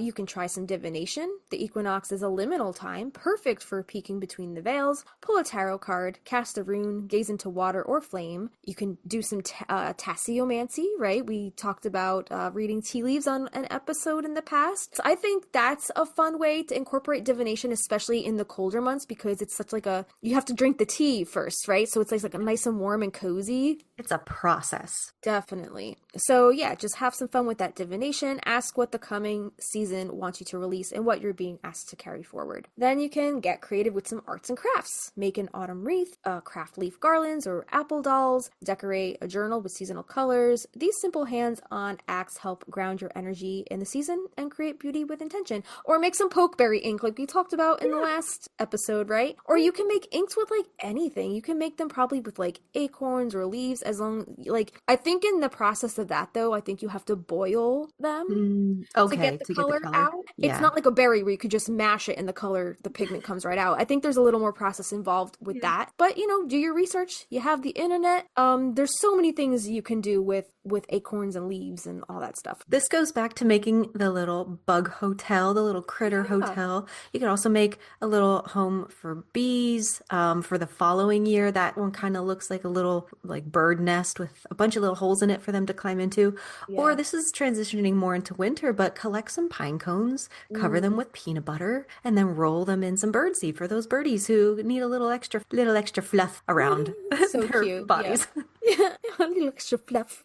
Yeah, and speaking of staying warm, next you can gather around a fire, right? If it's safe, light a fire, whether it's a full bonfire or a small fire pit. Fire is a great transformer, and Mabon is the perfect time to gather, share stories, sip some warm drinks, and maybe even burn a slip of paper with something you're releasing into the season. And then take a quiet moment to write down what's brought you joy, what you've survived, what you're proud of. Gratitude opens the heart, and it's a powerful spell all on its own. And then you could feed the wildlife, share your harvest with the more than human world, set out birdseed, what you were just saying, Christina, dipping the pine cones in the peanut butter. You can hang dried corn. Avi made a little, he made a little picnic bench out of like wood slats for like our squirrels, and That's so there's like a little stake that you stick the corn cobs on. You can get those corn cobs at like Home Depot. They sell them for squirrel, it's like squirrel feed. that's so cute. So we just like stick the corn on there, and the squirrels just have their own little picnic on the side. It's just a great way to incorporate your little woodland friends into your harvest, your harvest blessings. Also a small offering of thanks and a reminder that we are part of a larger web. And then lastly, visit an orchard or a farm. There's something sacred about getting your hands on real harvest, right? Like picking Yeah. your own apples, drinking the cider that's pressed from those apples that you pick at the farm, stomping through the leaves, picking your own pumpkins off the vine. It's just a way to thank the farmers. You're supporting their small business, So Yeah. supporting local agriculture, also a great activity to do around this time. And let yourself feel close to the land and its cycles and all that hard work that went into that harvest. That at the time, so my very first job when I was 14 was working at an orchard as like a cashier or whatever. And that was probably looking back like one of my favorite jobs because it was not really within walking distance of my house, but my Yeah. brother had this little mini bike, like a little 50 like Honda that Yeah. I could ride through the fields. So I would get to work, I would work, and it like the bakery and the apples and the this and the that, and they had apple cider slushies, which will make you poop your brain. Okay. I didn't know at 14. Good to know, because that sounds delicious. I would down like a whole gallon of that and I'd Girl, be they like were sorry about it. so good. That with like a cookie from the bakery. Mm. And then like it's getting dark a little early, and then I had to ride this bike home through the fields, and it was kind of like spooky and the corn was still up. So that is very autumnal to me. Ooh, I love that. You That's know? like you're in your own little like fall movie. I'm a main character, You're man. the main Yeah. character in your own fall movie. That's right. Yeah. I guess that would be another cool way to like kind of, honor the autumnal vibes. Be that main character, romanticize the fall. Yeah, You know? exactly. Go I to agree. that cafe by yourself, order that latte, sit there and read your cozy murder mystery books in the donut shop. Like, Or your mermaid smut, or whatever. my mermaid smut, right? Whatever, tickles your fancy. But I like that Mhm. idea, and like feeling like you're in your own little movie, like riding your bike through the town with the leaves like rustling up, and Like a that's Hallmark movie. yeah. Or like in the beginning of Hocus Pocus, how he's like riding his Mm. bike through the town. Yes, there are I so love it. many good playlists out there of like 90s autumn coffee shop You Mm-hmm. know, pop Yep. that in your headphones and just make your day. It'll make your Did you day. see today the Gulu Gulu Cafe? I tagged them in No, I'll have a to go look. video. And I think the video said something like, remember all those cafes from the 90s and like movies and stuff? So like I think Friends was one of the like Central Perk was one of them. And then they were talking about Gilmore Girls and there was like Oh, I did see that. it was like a Hmm. montage of a bunch of like 90s cafes and like movies and stuff. And I posted it and I said, this gives me Gulu Gulu vibes from Salem. If you're ever in Salem, visit the Gulu Gulu Cafe. And they reposted the video that I Yeah, tagged them in. that's Yeah. nice. Yeah. Cute little spot. I love that place. Be your main character. Be your main character. Yeah, be the main character in your own movie. Let's talk about some main characters of the season as far as some goddesses and gods tied to this season of balance and harvest and transformation. One of the biggies, Miss Demeter herself. In Greek mythology, Demeter is the goddess of agriculture, fertility, and the harvest. She governs the cycles of planting, reaping, of life and decay. She's literally the goddess for this. Mm. She's often honored during Mabon for her role in ensuring abundance and for the deep grief she carries when the earth goes cold. Right now, her daughter is in the underworld, Persephone, we'll talk about in a minute. So to call on Demeter is to honor both nourishment and loss, two sides of the same sacred coin. Is she a Libra? She could be a Libra. She's gotta be a Libra.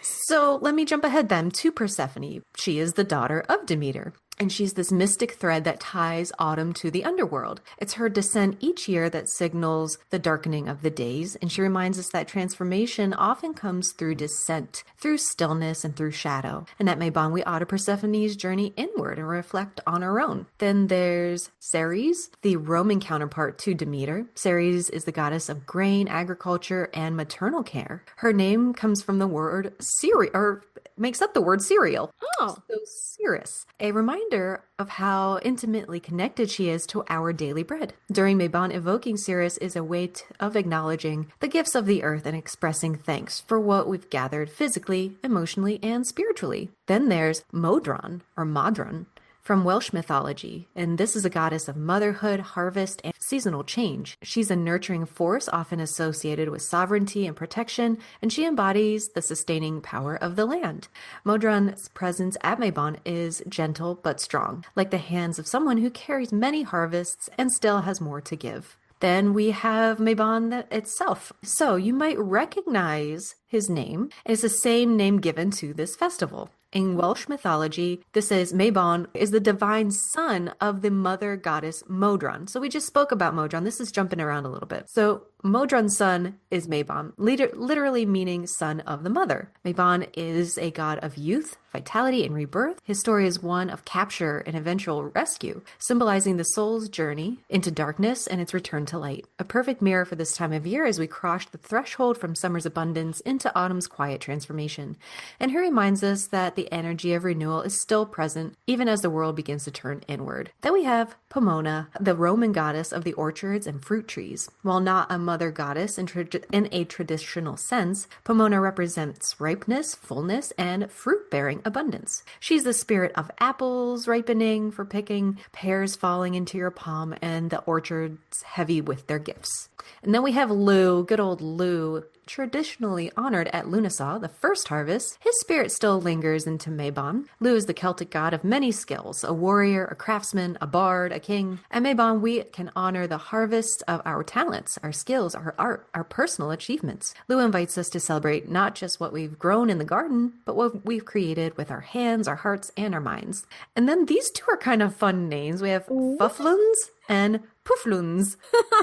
And this could be the same, maybe it goes by the same name, but this is a deity of all plant life, joy, wine, health. So this is an Etruscan god, and Etruscans, I guess, were an ancient civilization that lived in the central part of Italy. Astrological houses here are recorded in the liver of Piacenza's inscription, and he is referenced twice among them. His Greek counterpart is Dionysus or Bacchus in Roman mythology. Pretty cool. So some other folklore surrounding plants. We talked about rowan earlier. This is good for protection. We got apples for liminal magic and the other world. Hawthorn berries. Talking about fey boundaries here. squash and pumpkins for ancestral offerings. Then there's blackberries, which are thought to be the fae food by some, while others claim that blackberry bushes outside your home will keep vampires at bay. Mm. They apparently have to stop and count them all. Like a boo hag with Yeah. the bristles. Yeah. So Okay. get some blackberry seeds while they're still abundant on the bush and install that vampire protection outside your home. Huh. Then there's horse chestnuts. I've yet to see a conker this year, this writer says, but I'm eagerly awaiting my first batch as I've discovered they saponify. This Oh. makes them ideal for making eco-friendly laundry detergent and toiletries. Wait, is it like those soap nuts that we talked about in the what was that episode we did? Yeah. What was that? Was it soap?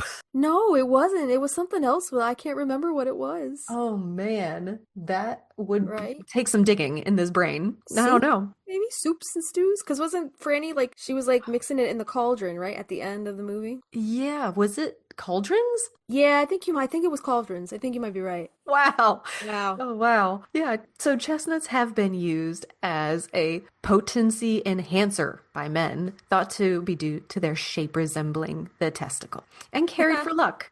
They also have been carried as folklore cures for rheumatism and headaches. Obviously, stories abound about the best way to treat a chestnut for a winning conquer. This says, I always took the honest approach, so I won't share those tips here. However, learning about stress points and looking closely at your opponent's conquer is a fair tactic. I can't. I don't know. That could help enhance your game. So this maybe is Conquer's a game, I think. I don't know, but it sounds like a dirty word, and I It sure can't does. unthink that. It's late, guys. Don't look at your opponent's conquer. So the last little bit of folklore here, and then we'll leave you to your gardening. Mhm. You know, while this short summer has been frustrating at best, it's had its moments, there's potentially good news to be found in autumn coming early. Apparently, when the leaves fall early in the year, it predicts a mild autumn and winter. However, weather lore also says that a cold August after a hot July predicts cold, dry winters. So the jury is still out. I have heard this also. We had a very sweltering July, and then Did you? August is like, and I've seen charts saying my area is going to be cold and dry. Okay. So we'll see. Regardless, the autumn equinox is fast approaching. It's a time of celebration by harvesting nature's bounty. So this is from groweatgift.com. These are some other folklore superstitions. So number one, the earlier that the fall colors peak, the milder the winter will be. The brighter the leaf colors are in the fall, the colder and snowier the winter will be. Leaves dropping early in the season predict a mild winter. Leaves clinging to their trees later into autumn foreshadows a severe winter. When spring blooming plants have a second bloom in fall, maybe like your roses, which mine are kind of blooming right now, expect a cold winter. So far this winter, I've seen some creeping phlox with some blooms on them and leatherleaf viburnum in full bloom when it normally just blooms in May. This writer says, I rarely have seen those two plants bloom a second time in fall. If the ground is covered by acorns in the fall will be covered by snow throughout winter. This is also said about seeds on the plant. For example, the more cones on an evergreen tree like pine, spruce, or cedar has the more severe winter ahead that it will be. When a persimmon seed is cut open, the white marking inside reveals the following information about the coming winter. If it's shaped like a knife, ooh, this is some persimmon-mancy going on. Persimmon Mancy. If it's shaped like a knife, winter's wind will be biting and the season will be cold. If it's shaped like a fork, expect a relatively average winter. If it looks like a spoon, expect to shovel plenty of snow. That's cute. Fuck snow. An unusually thick shell on a hickory nut promises an unusually cold winter. If you take time to notice the height of the corn cobs on their stalks at harvest time, that is the same height that the snow will be come next winter. Fuck seems that. I'm chopping extreme. all that corn down before it can get that high. And this was the last little story this writer had about the woolly bear caterpillar, and this is from niagaranow.com. This says, this is the rusty orange and black striped caterpillar that you only notice in the fall. The caterpillar has 13 distinct segments made up of bristly tufts of either rusty brown or black hairs. It is black on both ends with rust-colored segments in the middle. Sometimes they can be mostly black or mostly rust. If you see a caterpillar that is completely rust-colored, colored or completely black colored, that is not a woolly bear. So according to legend, the wider the rust brown section is on the caterpillar, the milder the coming winter will be. The wider the black segments are, the more severe the winter will be. So this fall, this writer says they have yet to see this woolly bear caterpillar, so the prediction for the winter is still to come, but no matter what folklore you use to predict the coming winter, or whether you actually trust the professionals, the fact remains that winter will come. And winter will go, just as it has since the beginning of time. Trust So the check professionals. We're using bugs and beavers to to predict our predict. winters. I love it.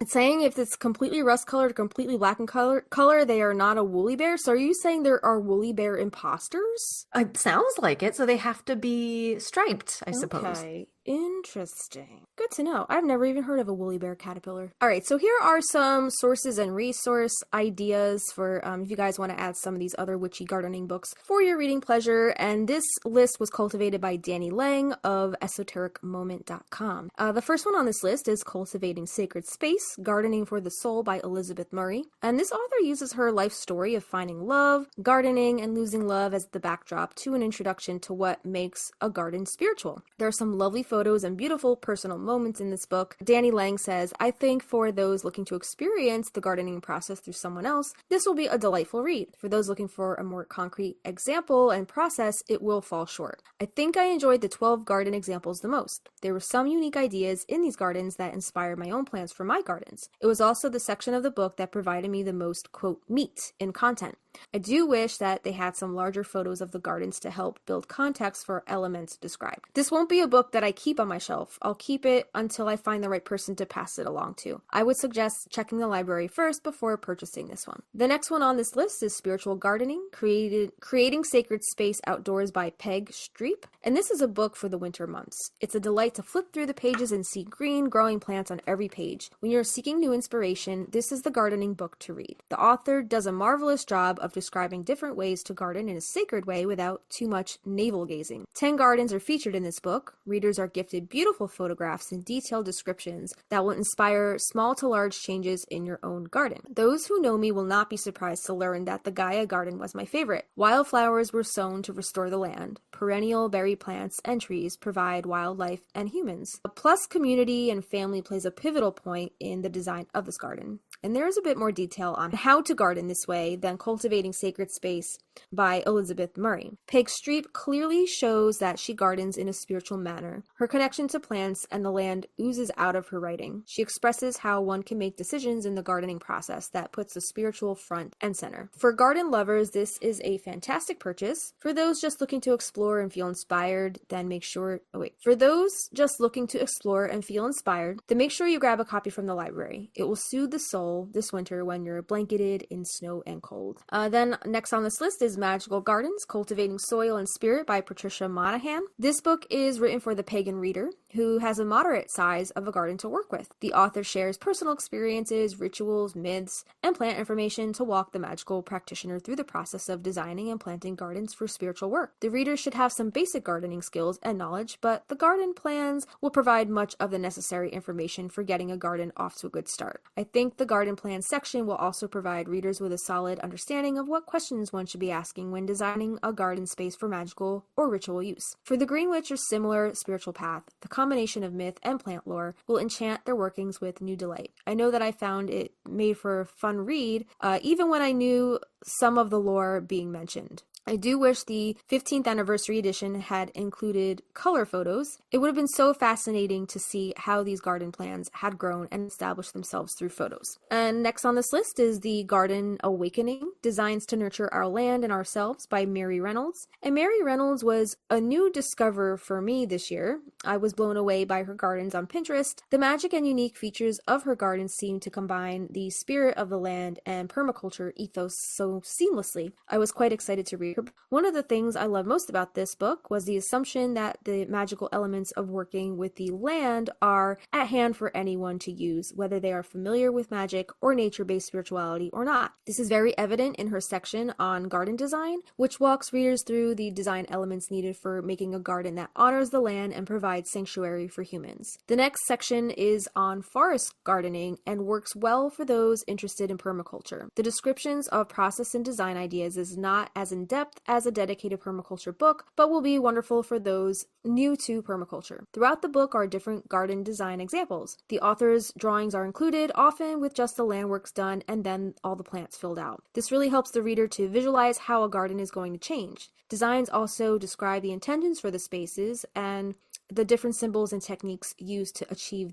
that intention. Readers will learn how to see and work with the shapes of the land to create dynamic gardens. This book also includes some plant lists. They aren't extensive, but will provide readers a good starting point for achieving different garden feels and combinations that will last through the seasons. I recommend this book for anyone who's serious about making a magical garden on the next 1 to 2 years. Who is she, Brasidia Ryan now? If you know what you need your garden to provide and understand the land you're working with, this book will help you coalesce design elements into powerful spaces. And then the last one on this list is Creating Sanctuary by Jessie Bloom. Oh, she's got the perfect last name to be a gardener. Sure does. How'd she luck out with that one? Unless that's her like pen name and like that's yeah. You Okay. know? Like This Is Us. Yeah, or like Katie Daisy, you know that artist that does all like the little whimsical flowers. I think that's her name. So Danny says, I devoured this book sitting in my garden on my bright yellow bench, soaking up the melodies of spring bird migration. So much of what my husband and I are trying to do on our 9 acre, oh my God, 9 acres, 9-acre homesteading is create sanctuary. That must be hard to like, with that much land and space, it must be hard to like keep it feeling cozy, you know? Yeah. To use all of the land. I know Aaron really would love lots of land. My dad called me last night. He's getting rid of 10 acres up in Clearfield, Pennsylvania. And he was like, do you want it? And I said, I'll ask Aaron. Oh my God, girl. I'm like, what are we going to do with it? I You don't know, and know. we look out here and how do you make that much space feel loved and give your attention to that much room? Yeah, would you ever come back up this way? Hell no. No. Absolutely not. Yeah. Sorry. I don't blame you. The winters are rough up here. Yeah, girl. Ooh, you're tough. Especially if you like to garden, which you're always in your garden. I think you would be miserable for those, like 6 months out of every year. Oh, I would be so miserable. You know what, though? I got my labs back, and I have a vitamin D deficiency. How is that possible? How?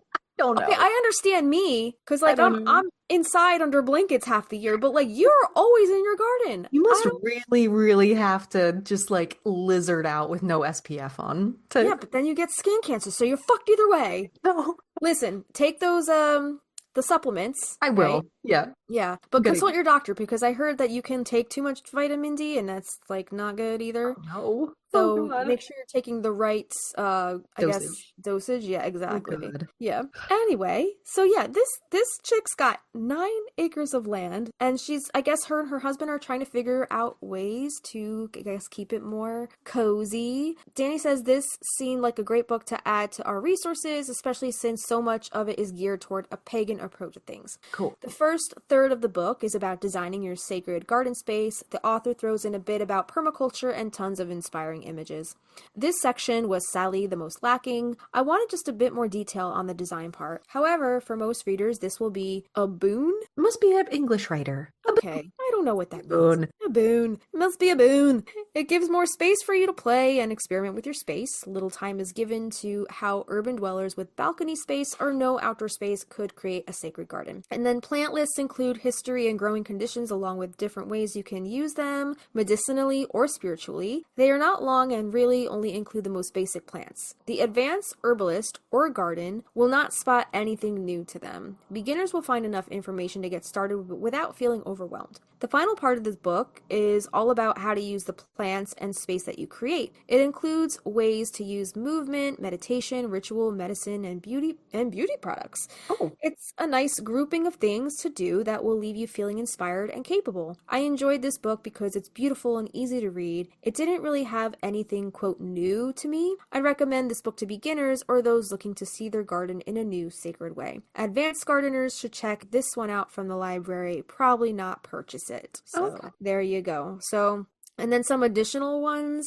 listed here are The Green Witch by Aaron Murphy Hiscock, Herbal Rituals by Judith Berger, The Witch's Herbal Apothecary by Maricia Mernowska, Braiding Sweetgrass by Robin Wall Kimmerer, and The Farmer's Almanac for frost dates and seasonal tips. And also if you need to see if your wedding is going to get rained out a year in advance, Right. because that's what I used it for, and it was accurate, let me tell you. That Braiding Sweetgrass, that's the book. I don't know if you remember me telling you, my mom read, and my mom was like, just the way she talked about like honoring the land and da. I was like, Ma, she's a witch. Like, Yeah, and then I guess there's a, you know, you're a witch. Exactly.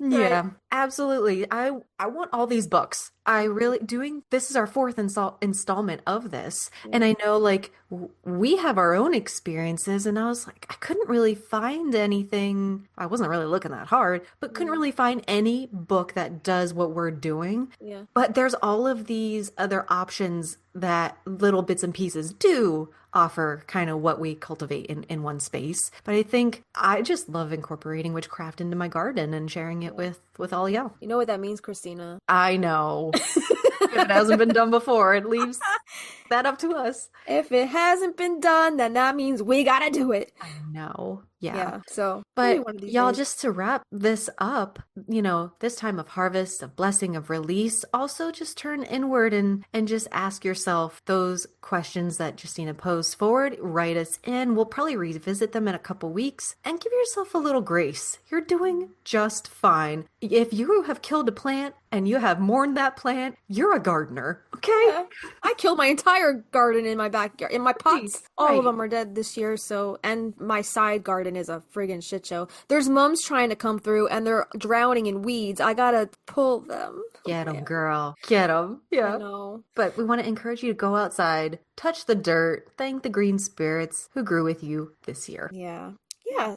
So if you guys want to support the podcast, here's how you can do that. If you'd like to help support the show, you can visit us at patreon.com/Magnolia Street Podcast, where you can vote about what we talk about next. You can see our monthly calendars and even get a shout out on the show. You can grab our show notes, our after hours posts, and curated playlists. You're able to join our private communities over on Facebook and Discord for live streams, watch parties, and other chats.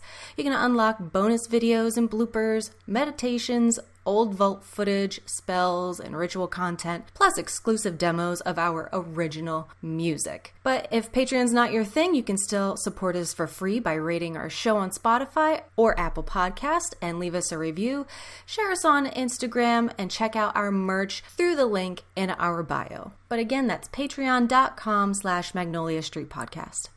Next week we have mandrake root coming up, right? Spinning off. We talked a little bit about root vegetables today, so next week we're gonna talk about the deadliest one. Yeah, don't eat this one. Don't eat this one. Yeah. Yeah, it's not a radish, so just Yes. don't eat it. And keep your little ears and peepers open for us to hop on a live. We'll send out a little notice beforehand and hopefully have some new news for you for Practical Magic 2 right around the corner. And if there is no news and there is a topic you want us to go down the rabbit hole on, just let us know. I'm sure we can make a mountain out of, wait, what is the term? Yeah, we can make molehill. a mountain out of any molehill. That's right. What I was trying to say. Yeah. Right. And also don't forget our album, Welcome to the Neighborhood, the Magnolia Street Sessions Volume 1 is on Spotify and iTunes and all the streaming platforms. But if you want to support us directly, go to the Stinas of magnoliastreet.bandcamp.com. I think that's the link. How'd you memorize that? If that's not the link, it'll be in our description down below, and that'll be the right one. All right. But other than that, I think that's all we have for you guys for today. Enjoy getting out into your autumn gardens and getting those gardens ready for the winter time. I'm Tuck it very in, tuck excited. it And in. check our Patreon for all of the goodies that we talked about today. Yep. I'll share my spreadsheet. Yeah. Garden videos. Justina will share her seed packet and her videos over there as well. Okay? Yep. Cool. All right. With that said, I'm Justina. I'm Christina. And we'll see you next time. At the house on Magnolia Street. Would you